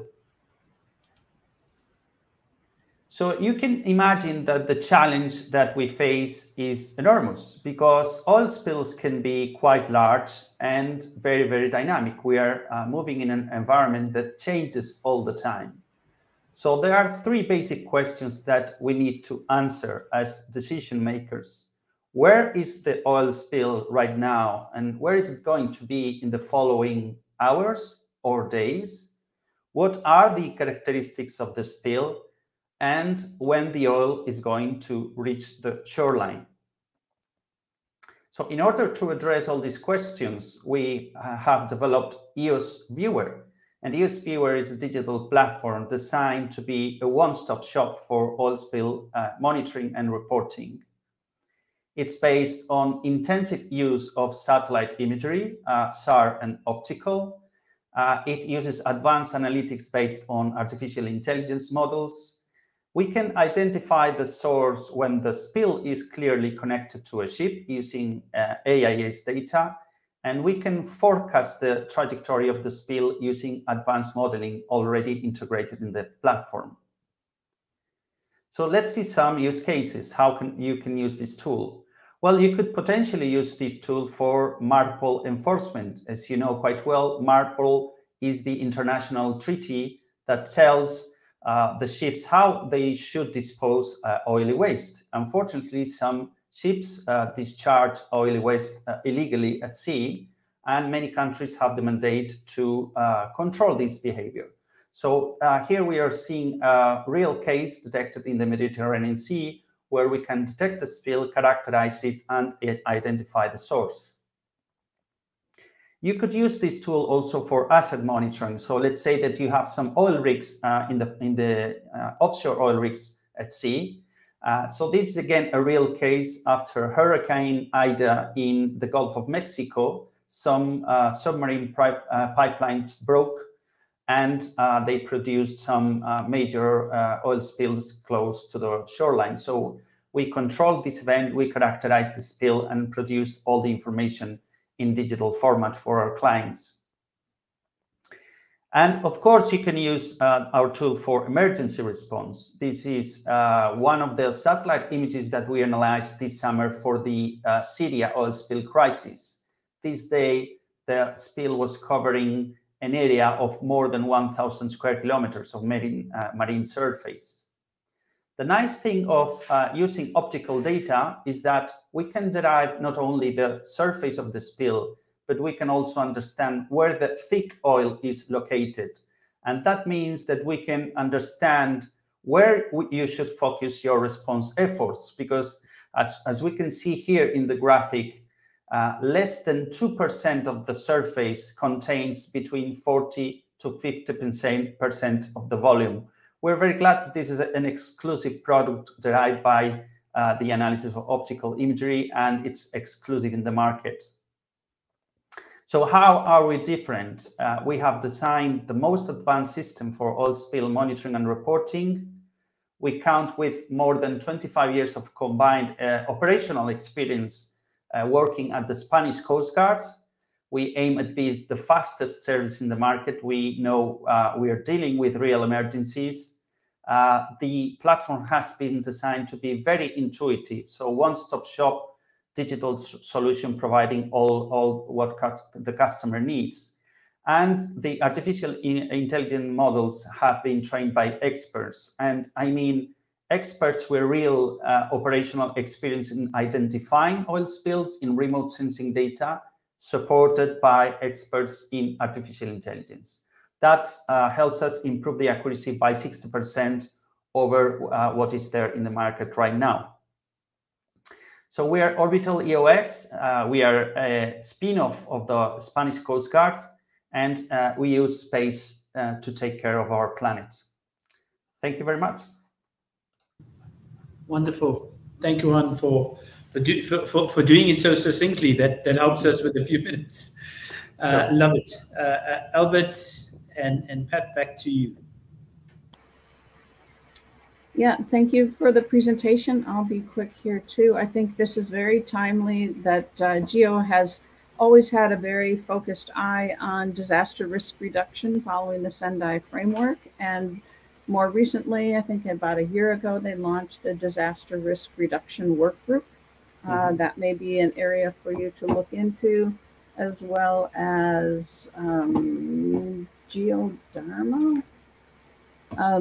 There's a high-level flagship initiative that focuses on disaster risk reduction. I think for your benefit and all of the presenters here, there is, I put a link in the chat that to the GEO work program. There's a very nice kind of overview of, there's a chart that shows all the different initiatives, and you can drill in there and look at the implementation plans. And I think that's a great place to start. But thank you very much for your presentation.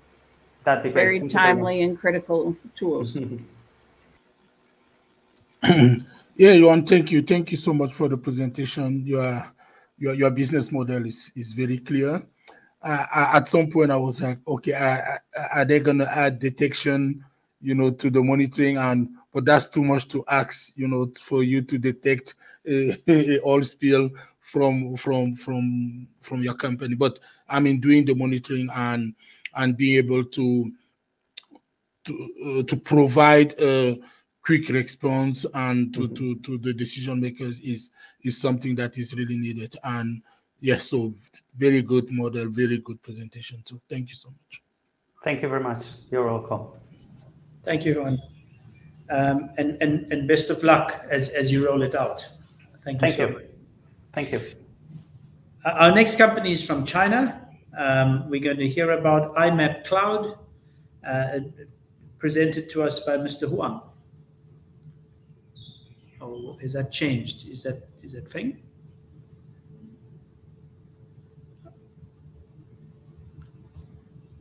But over to IMAP Cloud.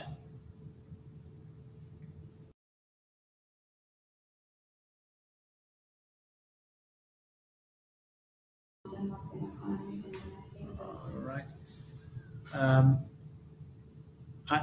Feng, will you be taking us through IMAP Cloud? If so, you're on mute. There we go. Perfect. Welcome. Dear ladies and gentlemen, thanks for listening. This is Feng Wenhui. Today, I'm going to talk about the ultra-low altitude drone observation network and applications. How can I share the presentation? Just wait for a moment. The presentation is being shared. We can see it. Yes, perfect.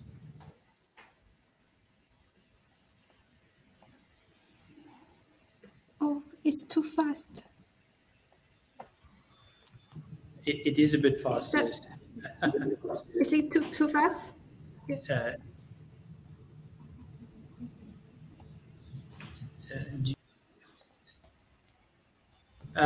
Feng, would you like us to present? No, it was very quick. Would you like us to share your presentation from here? We can bring it up. Is that okay now? No, we can't see your presentation now. Okay, can Justin help me to present PowerPoint? We'll share it from here. Just give us a second and we'll bring it up. Okay, thank you.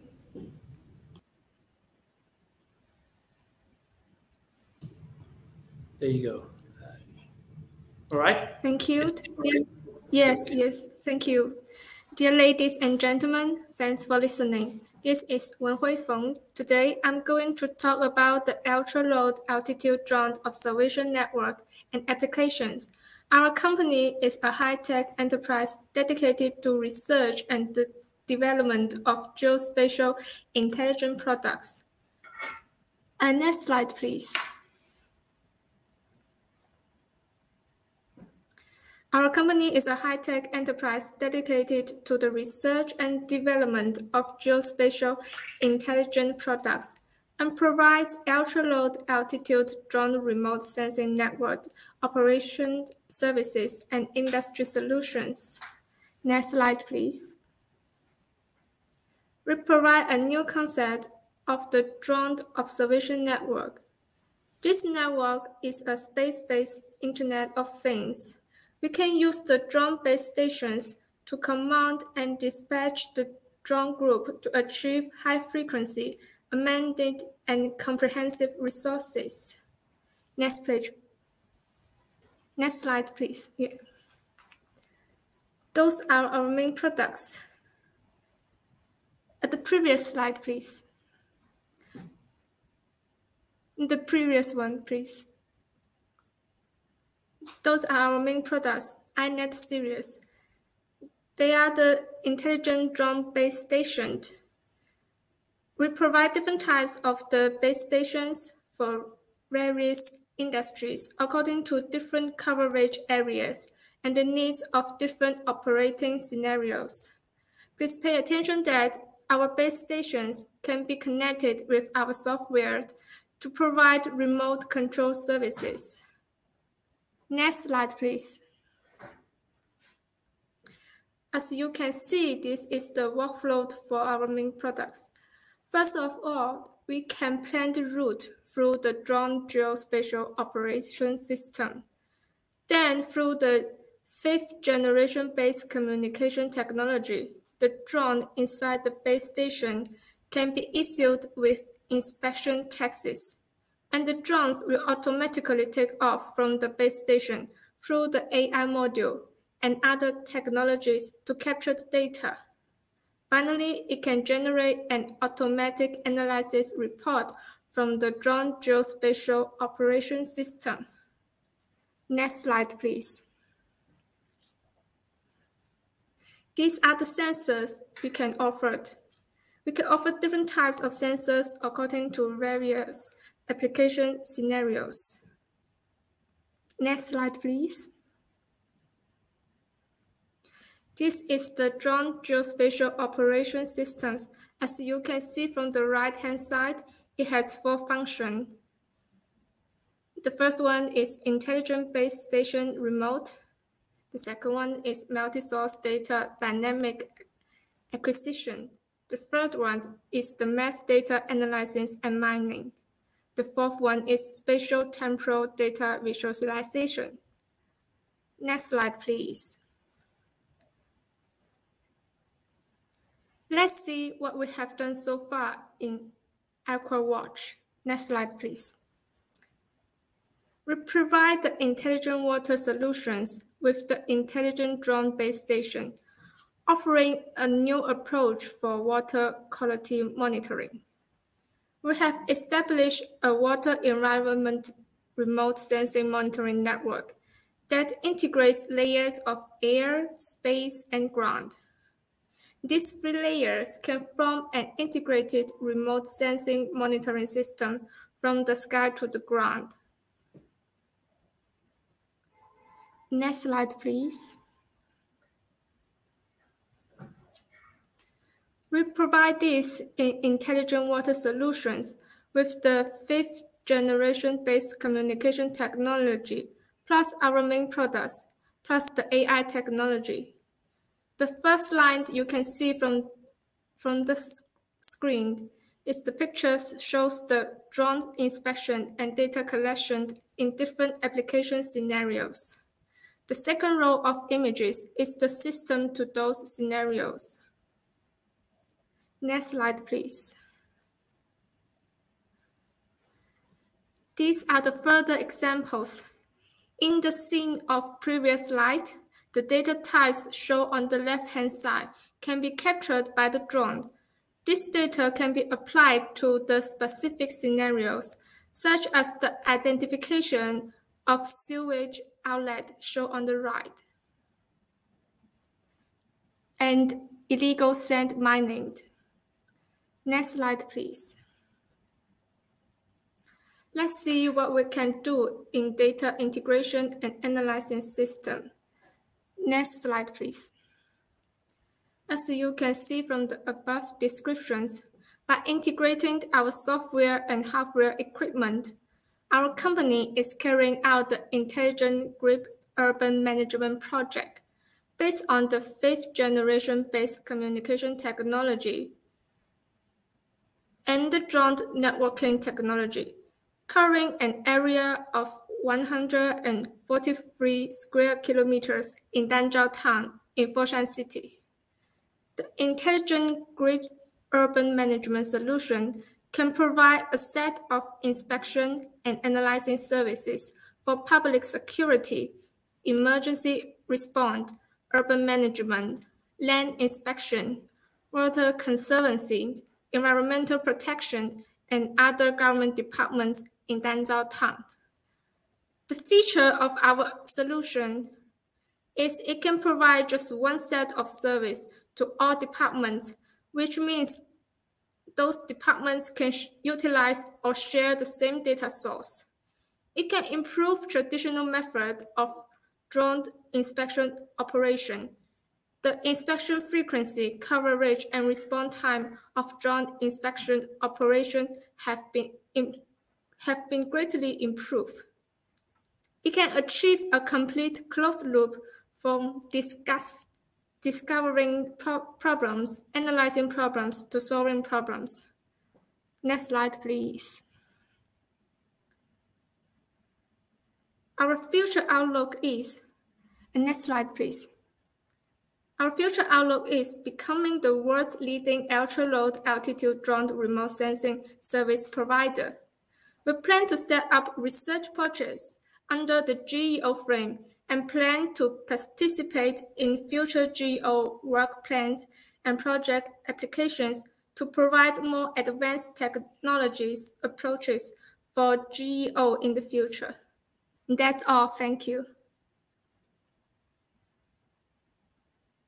Thank you very much. That was really intriguing. Pat and Albert, would you like to share your views?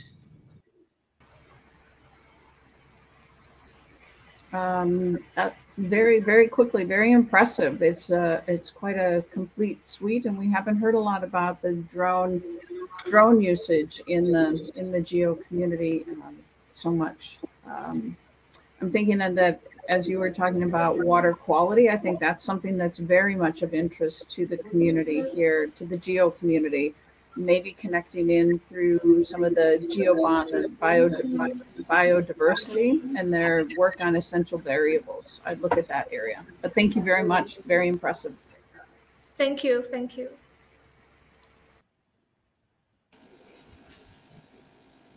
Yes, thank you. Thank you, Finn. I was as well impressed by your presentation, and even more so by your goals at the end, the last slide, when you show what your goals are. And I think there is a market for what you're trying to achieve. I only have one question. How many drones can you handle at the same time? Your base stations. How many drones can the base station handle? Now we have roughly 200 base stations. Yeah, but each base station can handle how many drones? In China. There are many in China. Yes, but how many drones can each base station manage? Like, how many drones can you send at the same time out for one base station? The one base station is just controlled one drone, but we can control 4 base stations in the same time, which means we can control 4 drones in the same time. Okay. Okay. Thank you. Thank you so much. Thank you. Thank you. Thank you. Thank you, Albert and Pat. I must echo it. Excellent presentation. Very impressive objectives. So all the very best. 1 million drones to be installed. So we're looking forward to that. All the best. All the best. Thank you. Thank you so much. Thank you. Okay. Very good. We go on to our next organization, TerraPulse Inc., represented by Mr. Saurabh Channan from the US.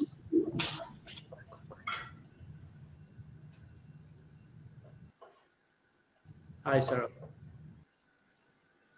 Good morning. I believe Justine is loading up the slides. Yes. So good morning to everyone from East Coast, USA. Great presentation so far from everybody, all the speakers. Thank you. And also thank you, GEO, for this opportunity. I'm going to talk really quickly because I have to drop my daughter to school in about 7 or 8 minutes. So please bear with me. And I'm here with Johnny to talk about TerraPulse Inc., which is a software and data analytics company that uses machine learning and satellite imagery to provide insights about the Earth's terrestrial surface. Next slide, please. Here's a short outline for the presentation, where my goal is to give you enough time to ask questions, hopefully at the end of the presentation. Next slide. We are a small business based in Maryland. If you don't know where Maryland is, it's 20 minutes away from Washington, D.C. The co-founders at TerraPulse have been working with each other for over 10 years, where we were researchers originally at University of Maryland, College Park. And we embarked on a journey together at a NASA-funded project to map the world's first forests, to build the world's first forest cover and change products globally at 30 meters. We built the product stack from ground up, working with NASA to first improve the surface reflectance algorithms, and then to develop the methods to map forest cover change. We have the team, between the team, we have published over 70 peer-reviewed papers, and more importantly, we enjoy working with each other and doing what we do. In 2014, we started the company to see if there is a product market fit. And in 2019, all the co-founders retired from the research positions at University of Maryland. And over the years, we have developed algorithms and software on the cloud for providing location intelligence globally. So now, how we do it? Next slide, please.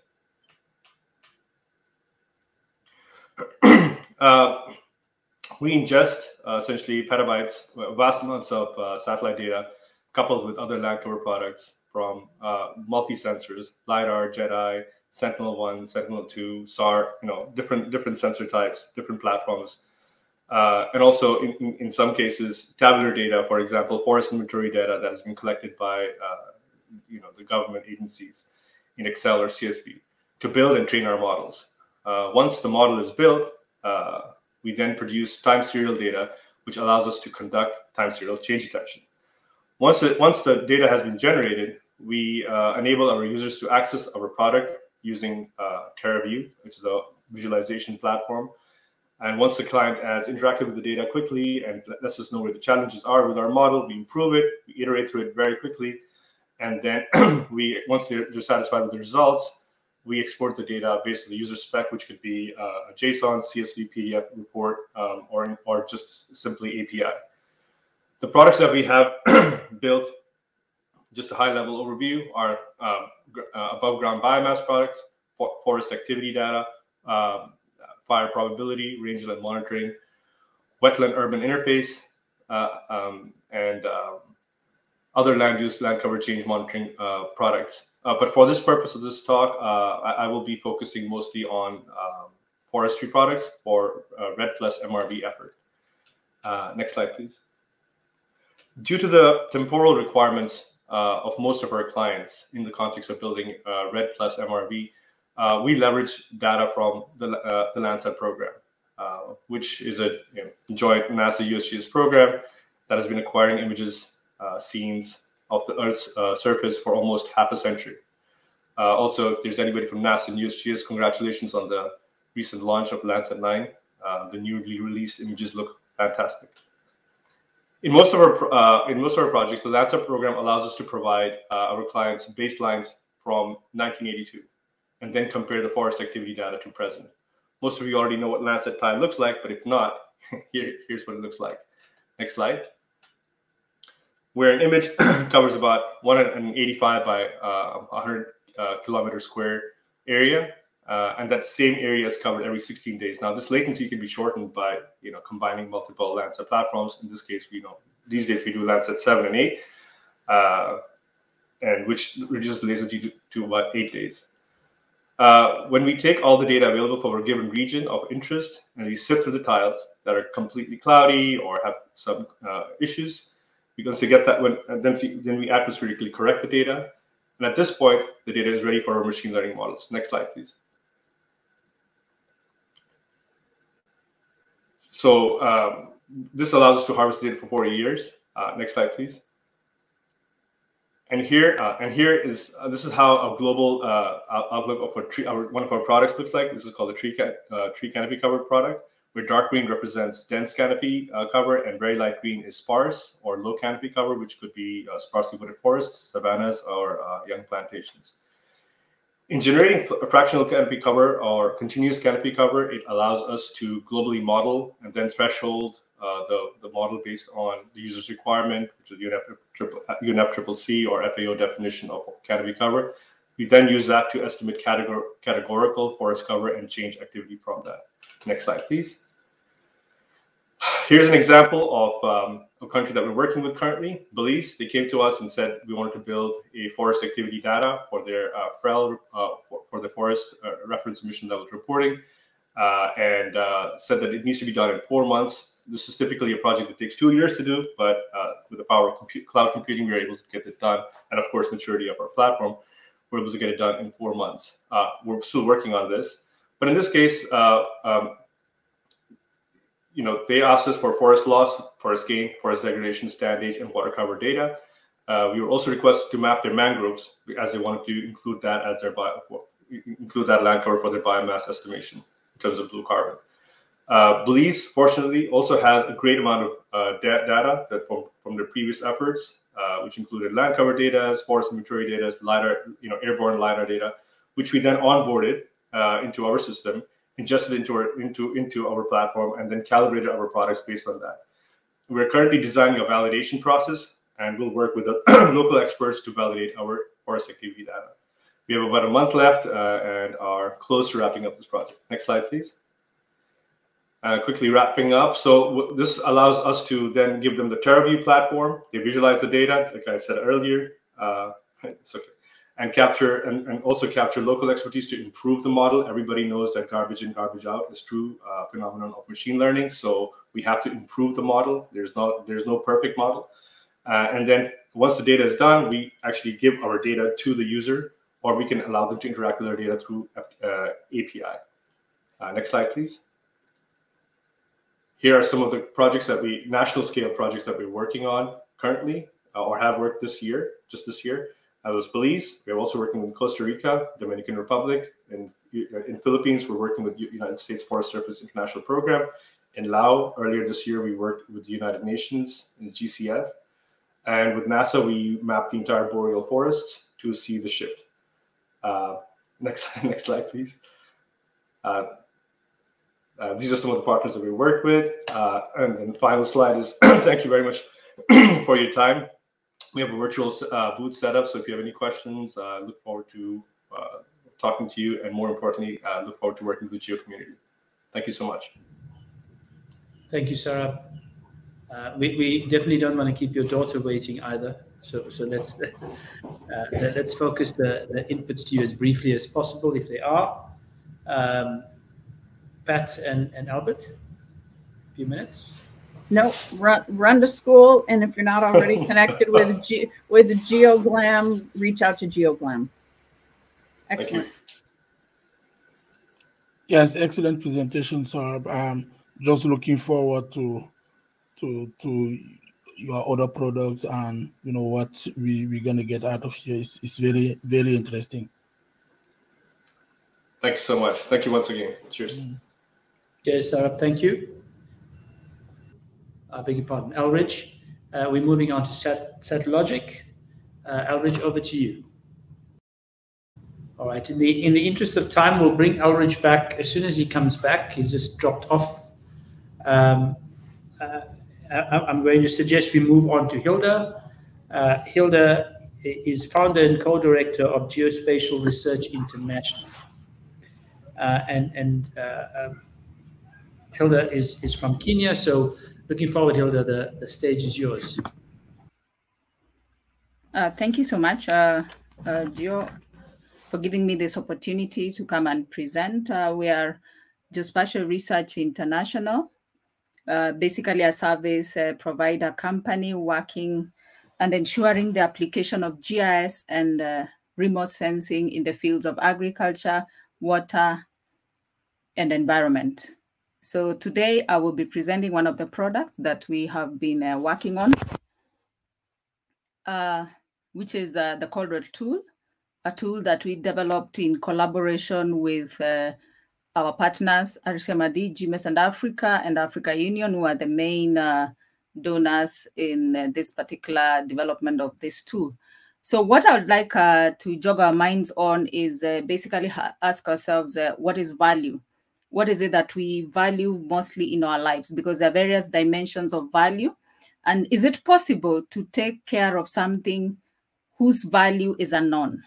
That is what we thought about as Geospatial Research Company when we're developing this particular tool that we are calling COLWED, the cost of land and wetland degradation. Next slide, please. Cool. Quite a lot of information there. I'm not going to be reading all that, but in summary, I'd like to say that the COLWED tool is anchored on the Millennium Ecosystem Assessment, It's also anchored on the economics of ecosystem and biodiversity. We have also looked at several global conventions and frameworks, such as the Convention of Biological Diversity, Environmental Economic Accounting, the United Nations Convention to Combat Desertification, and quite a number of those kind of frameworks to assist us in developing this tool. It is intended for valuation modeling purposes as an essential step in an active ecosystem valuation in decision-making process. Why the degraded areas? We targeted in ensuring that we can have a tool that can enable us monitor conservation frameworks in degraded areas, because most of the time you find there's a lot of investment, there's a lot of work going on in the restoration of degraded areas. We have new areas that are becoming degraded, and it has been very difficult for us to be able to bridge the gaps. And I believe that is why the UNCCD was able to also come up with the land degradation neutrality, something now most of the countries are reporting on. And we believe this tool can be able to assist in the monitoring of ecosystems in terms of looking at, are we moving towards degraded area? Are we operating in a sustainable way, or we are able to basically conserve that ecosystem in entirety? Next slide, please. So what is this called a tool? Is a tool that we anchored on ArcGIS. We developed it using the models in ArcGIS, and is a 25 inbuilt sub-model. 24 of the submodels have been developed to quantify and value 24 respective ecosystem services, cutting across 3 different ecosystem services. And then we have one of the submodels that is actually for the summation of the individual ecosystem, so that people can be able to visualize the value in totality. So one thing we should note is that the Corridor tool uses actual data for estimation, and both the biophysical indicators and the economic values. And to ensure robustness, then sensitivity analysis have been performed on all the submodels. What is of interest as I make this presentation is that emerging Earth observation-based approaches are increasingly gaining momentum in natural resource accounting. However, limitations still exist, especially where the mappability of some of the indicators necessary for the quantification of ecosystem services is a challenge. However, we have made some major strides globally by actually looking at indirect indicator mapping methodologies, some of which actually we have incorporated in this particular tool. Next slide, please.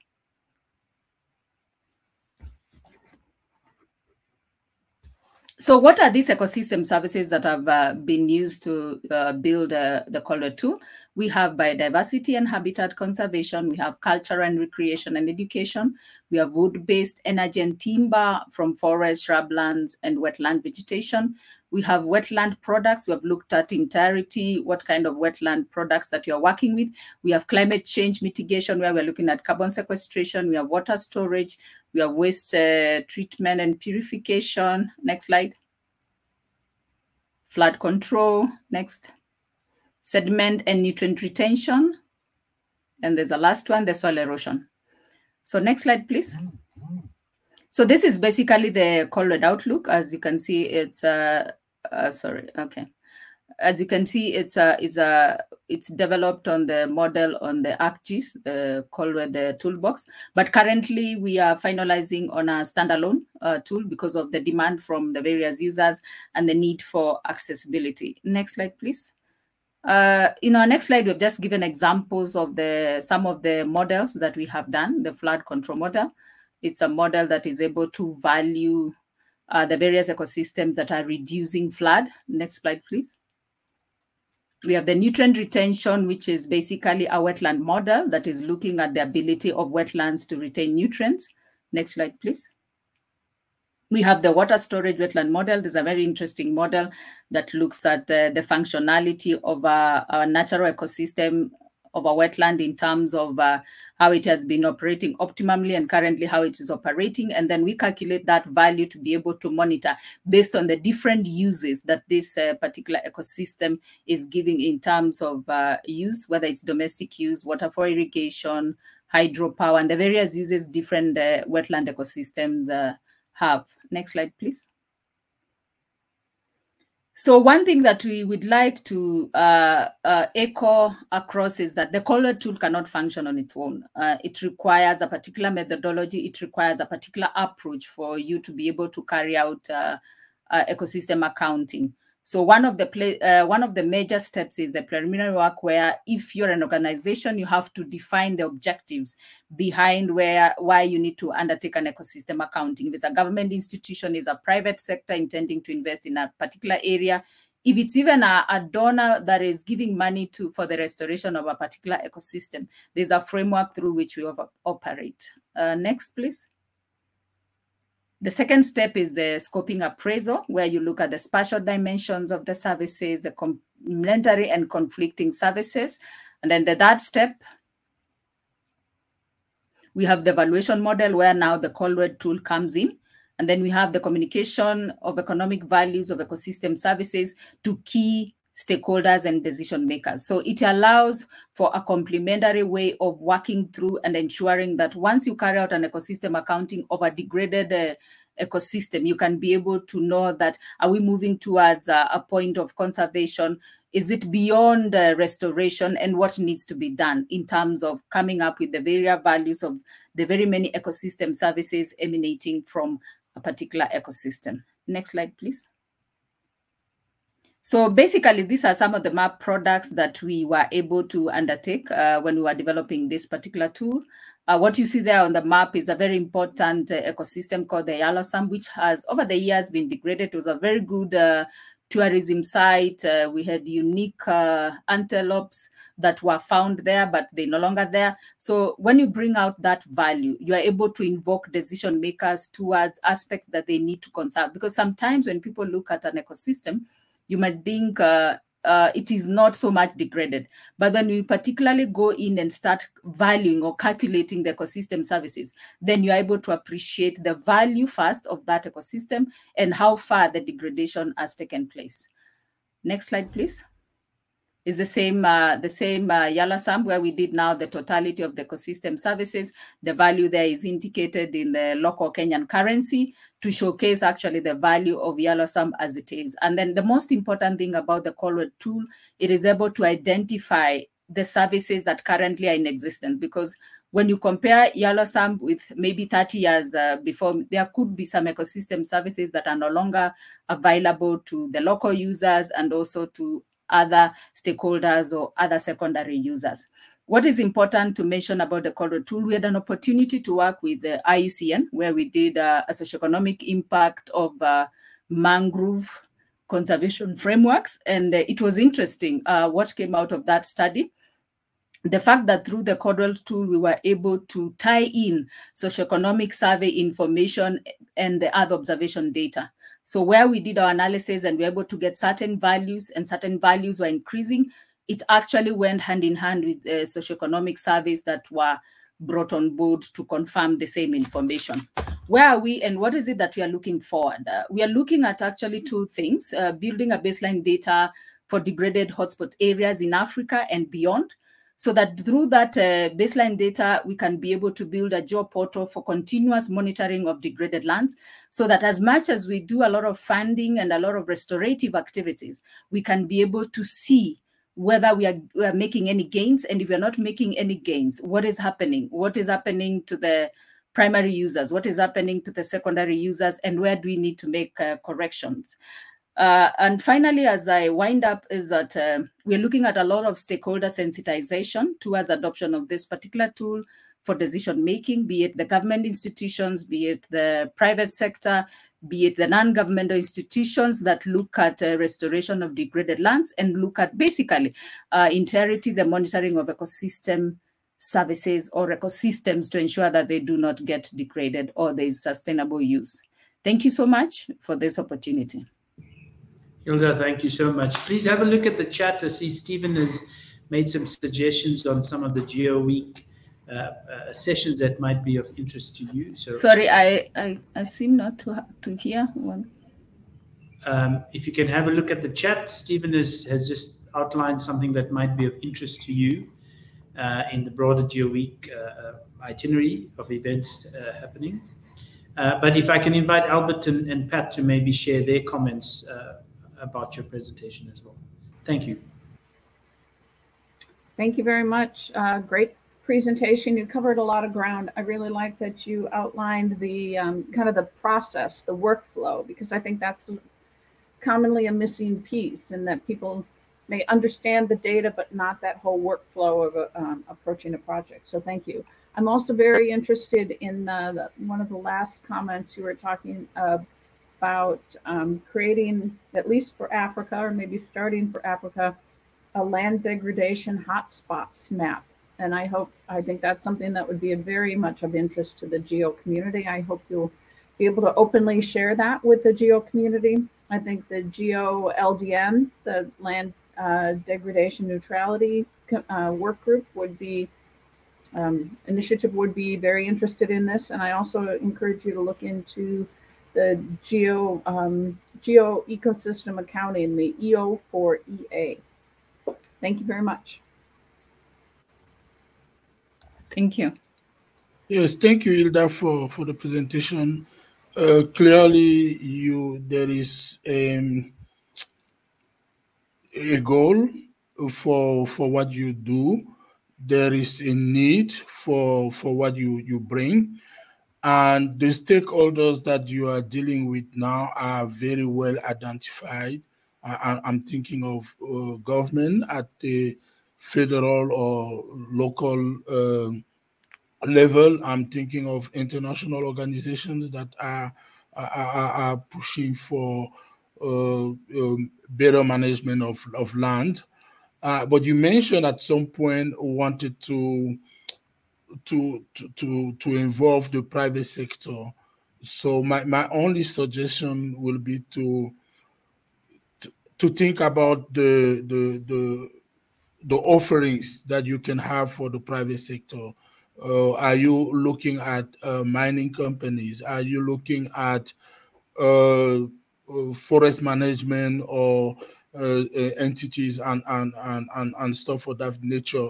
In which case, I think you should think very, very, very deep through what you need to offer them. There is definitely something of interest for them in what you are doing, but the packaging is not the same as what a government may buy from you. But overall, it's a very good presentation and a very good product, I think. Thank you so much. Excellent. Thank you, Albert. Thank you, Pat. And thank you, Hilda. We're going to get Ulrich back on screen to take us through Logic. Welcome back. Hopefully you can hear me now. Loud and clear. All right, so I'm going to be doing a presentation about Cytologic. What is Cytologic and what is our purpose in the geospatial world? So starting off a little bit of the company overview, Cytologic is a company that is about 11 years old now. We are a completely vertical integrated company. We are based in different locations worldwide with about 8 offices in 35 different locations. So we are based in North America, Latin America, and in Europe. So what we do basically is that we are completely vertical integrated. We manufacture all our satellites in-house. So what you're seeing here is a quick overview of our spacecrafts, which are about 40 kilograms in size, and we fly them at orbits about 475 kilometers. And basically, this is what we are building to sort of democratize the access to satellite imagery. A little bit of the history of success and our technological evolution, as you can see on this slide. Since the beginning of the company, we have been developing our technology, improving our technology, so that we could get to where we are right now, and where we could have these spacecrafts that enables us to democratize the access to satellite imagery. Our offering portfolio is made of, so if you look on your left-hand side, we offer satellite imagery, and then we also offer AI solutions for planetary scale insights. The third thing is that we have what we call the space as a service, and we call in Cytologic this as the dedicated satellite constellation. And then the fourth thing is the hosted payload program, where basically you can test new sensors and hardware in orbit without having to deal with the cost of launching a satellite. So if I talk a little bit about this dedicated satellite constellation, is where you would have your own in-country missions, where you could operate from your operations center without having to deal with the cost of launching a constellation. You would have access to Satellogic's fleet to serve the different stakeholders that you would have in your country. So this is very interesting, especially for countries who are starting to develop a geospatial infrastructure. So with our products, we are looking at the different verticals. We are helping governments and big corporations to build and operate turnkey infrastructure for the collection, analysis, and implementation of insights from Earth observation. I'll talk a little bit about our constellations and the products that we have. Currently, we have 17 satellites in orbit. Our goal is to have 300 plus satellites by 2025, because we are creating a searchable Earth, so that with this, we will have a capacity that, for example, you as the end user, you would have no need to even task a satellite, because we would be actively collecting imagery. So in this case, we would be able to daily remap the whole planet every single day. Just a quick overview on our roadmap. So at this point, we have 17 satellites in orbit operational. By next year, we are going to have 60 plus, and then when we get to 2025, we'll have about 300 plus satellites in orbit. Now, if we look at the different products that we have, the first product is multispectral images. They are native 99 centimeter resolution. We have a local algorithm that drops this resolution into 70 centimeter. The second product is the hyperspectral images at 25 meter resolution. And then we have a full motion video that we also do from space with our satellites. So all these, and with the 17 satellites that we currently have in orbit, we can basically revisit any single spot on Earth at least 1 to 2 times per day. Just a quick overview of the different specs that we have on our satellites. So our multispectral images, they have about 4 bands. Hyperspectral images, they have 29 bands, and this is just a quick overview. I don't want to spend so much time here because the time is short. Just a very interesting thing to know is that this year we received the gold, silver, and bronze medals in the NGA Imagery Olympics. So we got best multispectral imaging of 4 bands. We got the silver medal for best hyperspectral, and then we got the bronze medal for best electro-optical, basically the average revisits per day. This is a quick overview on our platform on how you can have access to this catalog of everything on Earth. It's a very easy to use platform. We just launched a new version of this platform, which we're calling a lab. Quite interesting, and then I'm sure that I'll be able to give you all the showcase at another opportunity, and please feel free to reach out to me for that. Just a couple of use cases that we have been developing, but not only us, also our partners, through the use of our imagery in different locations worldwide. This is a quick overview of the full motion video that we can do with our spacecrafts, and just some of the imagery in our gallery, different locations on Earth again, just for you to see the type of detail and resolution that we can capture with our satellites worldwide. This would be all for my presentation, and thank you all very much. Wow, Ulrich, that's impressive. 17 satellites and several more to go. So open to Albert and Pat. It's going to be quite an interesting upstream, downstream feedback.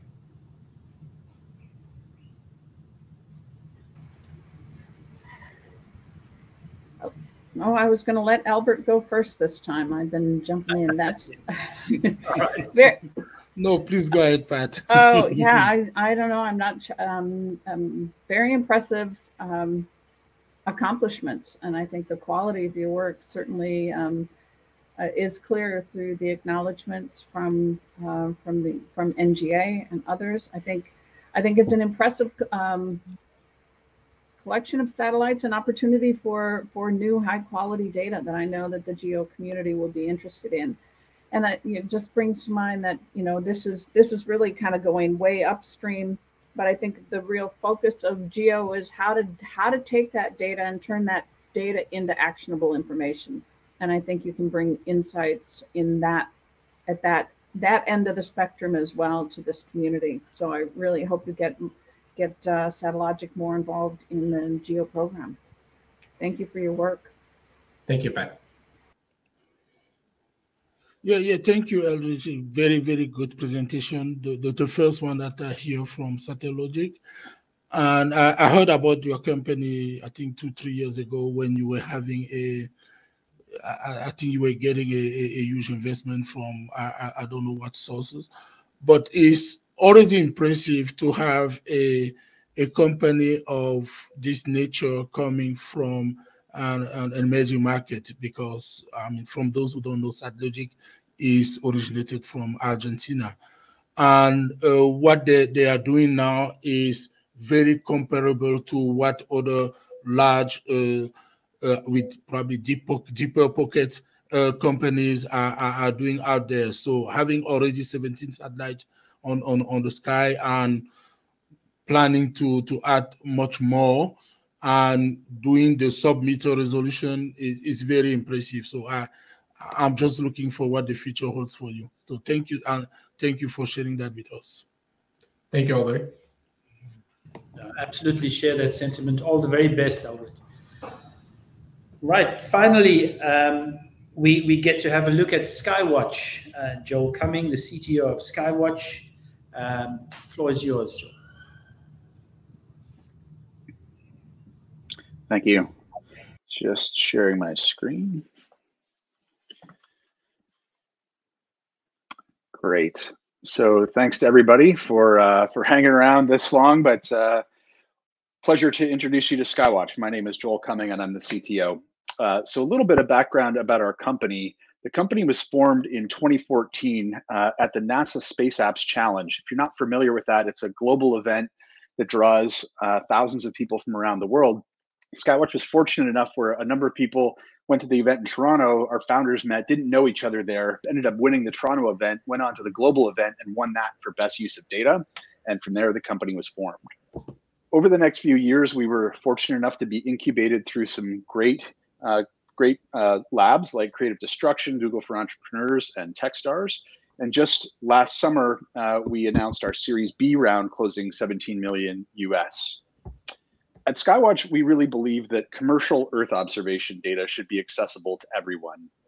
But we know this is actually difficult because it's cost prohibitive for most. Data costs are the largest barrier to wide-scale Earth observation adoption. And I know what you're thinking. Wait a minute. We've got all these lower costs, lower launch costs, smaller satellites, lower sensors, and data costs are incredibly low compared to 1990, when 1 gigabyte of data cost $10,000. Today it costs 2 cents to store for a year. So with all of these low costs, why is cost still the largest barrier to wide-scale Earth observation adoption? Well, today, Earth observation data customers bear the high costs of things like minimum order sizes for commercial data, painful integrations, which many times are manual, slow turnaround times, and the fact that satellite companies must pass their high costs along to be profitable. So these costs really come from two main areas. The first is a lack of automation, and the second is the failure to abstract complexity. So let's go back with a brief history of Earth observation data delivery. If you go back to the 1970s, some people may remember punch cards being delivered by truck. That's how imagery was delivered. In the 80s, we had tapes delivered by mail. In the 90s, we started to get more GIS and some niche use cases. And then in the 2000s, we were seeing lots more satellites in orbit, those data storage costs dropping, but it was still very slow and lots of logistical challenges. In the 2010s, we saw the advent of cloud computing, the acceleration of commercial EO and venture capital funding, which really started to change the game. You know, in 2015 to 2020, we saw even more low-cost, high-revisit, you know, imagery options that were good enough, but still were bottlenecked by immature data distribution platforms. And, you know, looking at 2020 and beyond, what we see is widespread Earth observation adoption for machine learning and artificial intelligence, you know, and autonomous fulfillment from large market-driven demand. So, you know, if you wanted to order imagery today, even though we're in much better place than we were back from those punch card deliveries by truck, let's look at what it would take. First of all, you have to navigate a complex pricing grid. There's different prices for different times, different bands, even different satellites in the same company. There's typically regional sales teams, and if you want to understand how much something costs, you actually have to email in quotes most of the time. And, you know, to get the attention of the sales team, generally it's a large minimum order size, which is very expensive. And then finally, when you decide what you want, there's PDF order farms and offline payments that are required. So we also need, you know, human-based image processing. Typically in the past, it's used desktop software to work. And, you know, that data then is delivered via FTP, which is difficult to automate. Also, you know, there's lots of size involved in this data, massive products, and really no industry standard format. And in fact, if you want to start a holy war, just go to a conference and spark a debate by saying, hey, what's your favorite data format in a group of EO specialists? We also have varying degrees of product accuracy. And, you know, this leads to frustration and manual effort and high costs. But, you know, there is a new space model. And that's what I want to talk to you today about Earth Cache. Earth Cache is a platform that combines multiple sources into one place. We have a simple pricing model and feasibility with an API or a web console.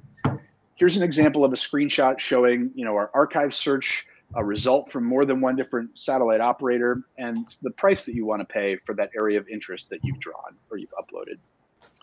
For tasking, for future-facing orders, we give simple pricing as well, aggregating all of the supply.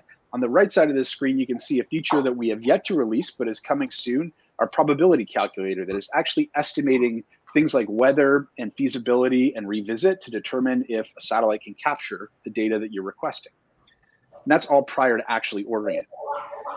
So now we've got what really is a global market with virtually zero distribution costs. And what we can see here is the demand for different types of imagery, whether it's high, medium, or low resolution.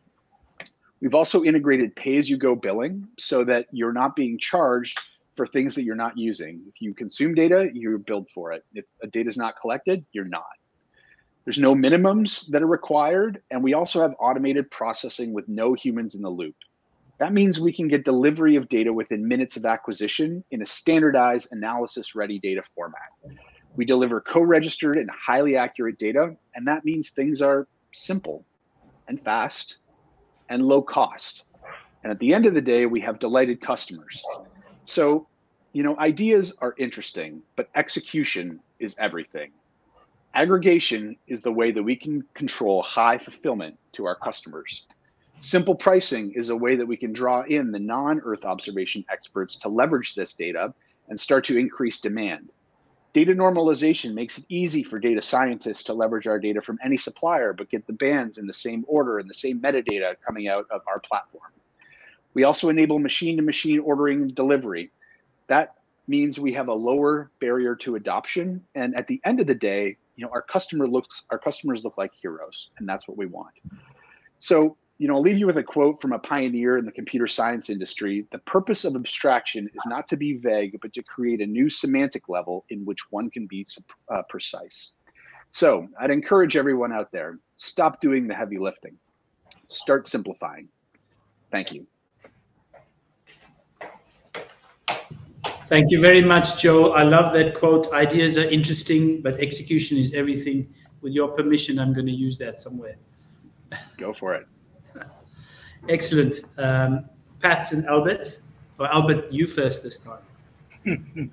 Yeah, thank you, Joel. I like the idea of having a one-stop place to order satellite imaging. I mean, every day now, it seems like we have new companies offering to sell satellites. So I think it's very good if people can go to one place and put what their needs are, and have you navigate through the different offerings of those companies and come up with whatever people need. So it's the concept is very great. Is something of interest.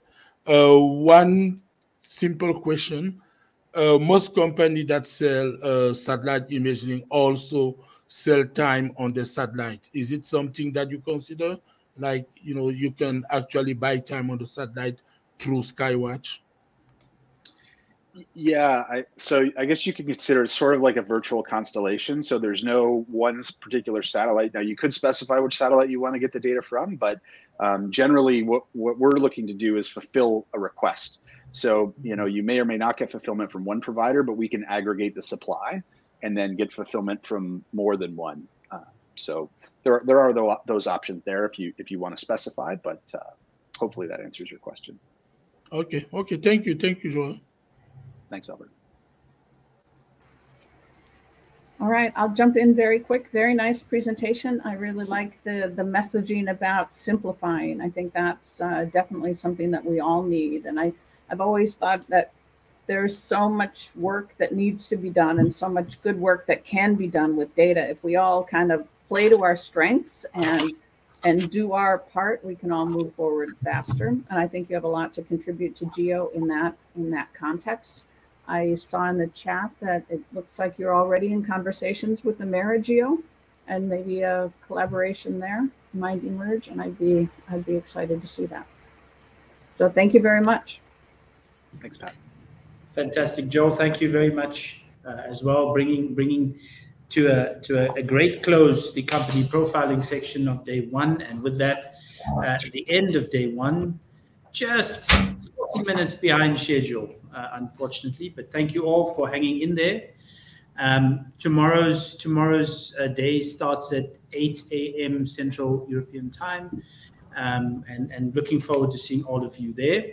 You will be hosted by Albert tomorrow. You will be your master of ceremonies, and what is the focus right now is, I believe, the networking session has been opened. Justine, is that correct? For the next hour or so. So please take advantage of that. Thank you once again for your patience. Apologies for the unexpected technical difficulties in some presentations. We're certainly going to try and get Ravimbo's presentation shared with you in the course of the next day as well. So thank you all, and enjoy the rest of the networking opportunity, and we'll see you all tomorrow morning, 8 a.m. CET. All the best.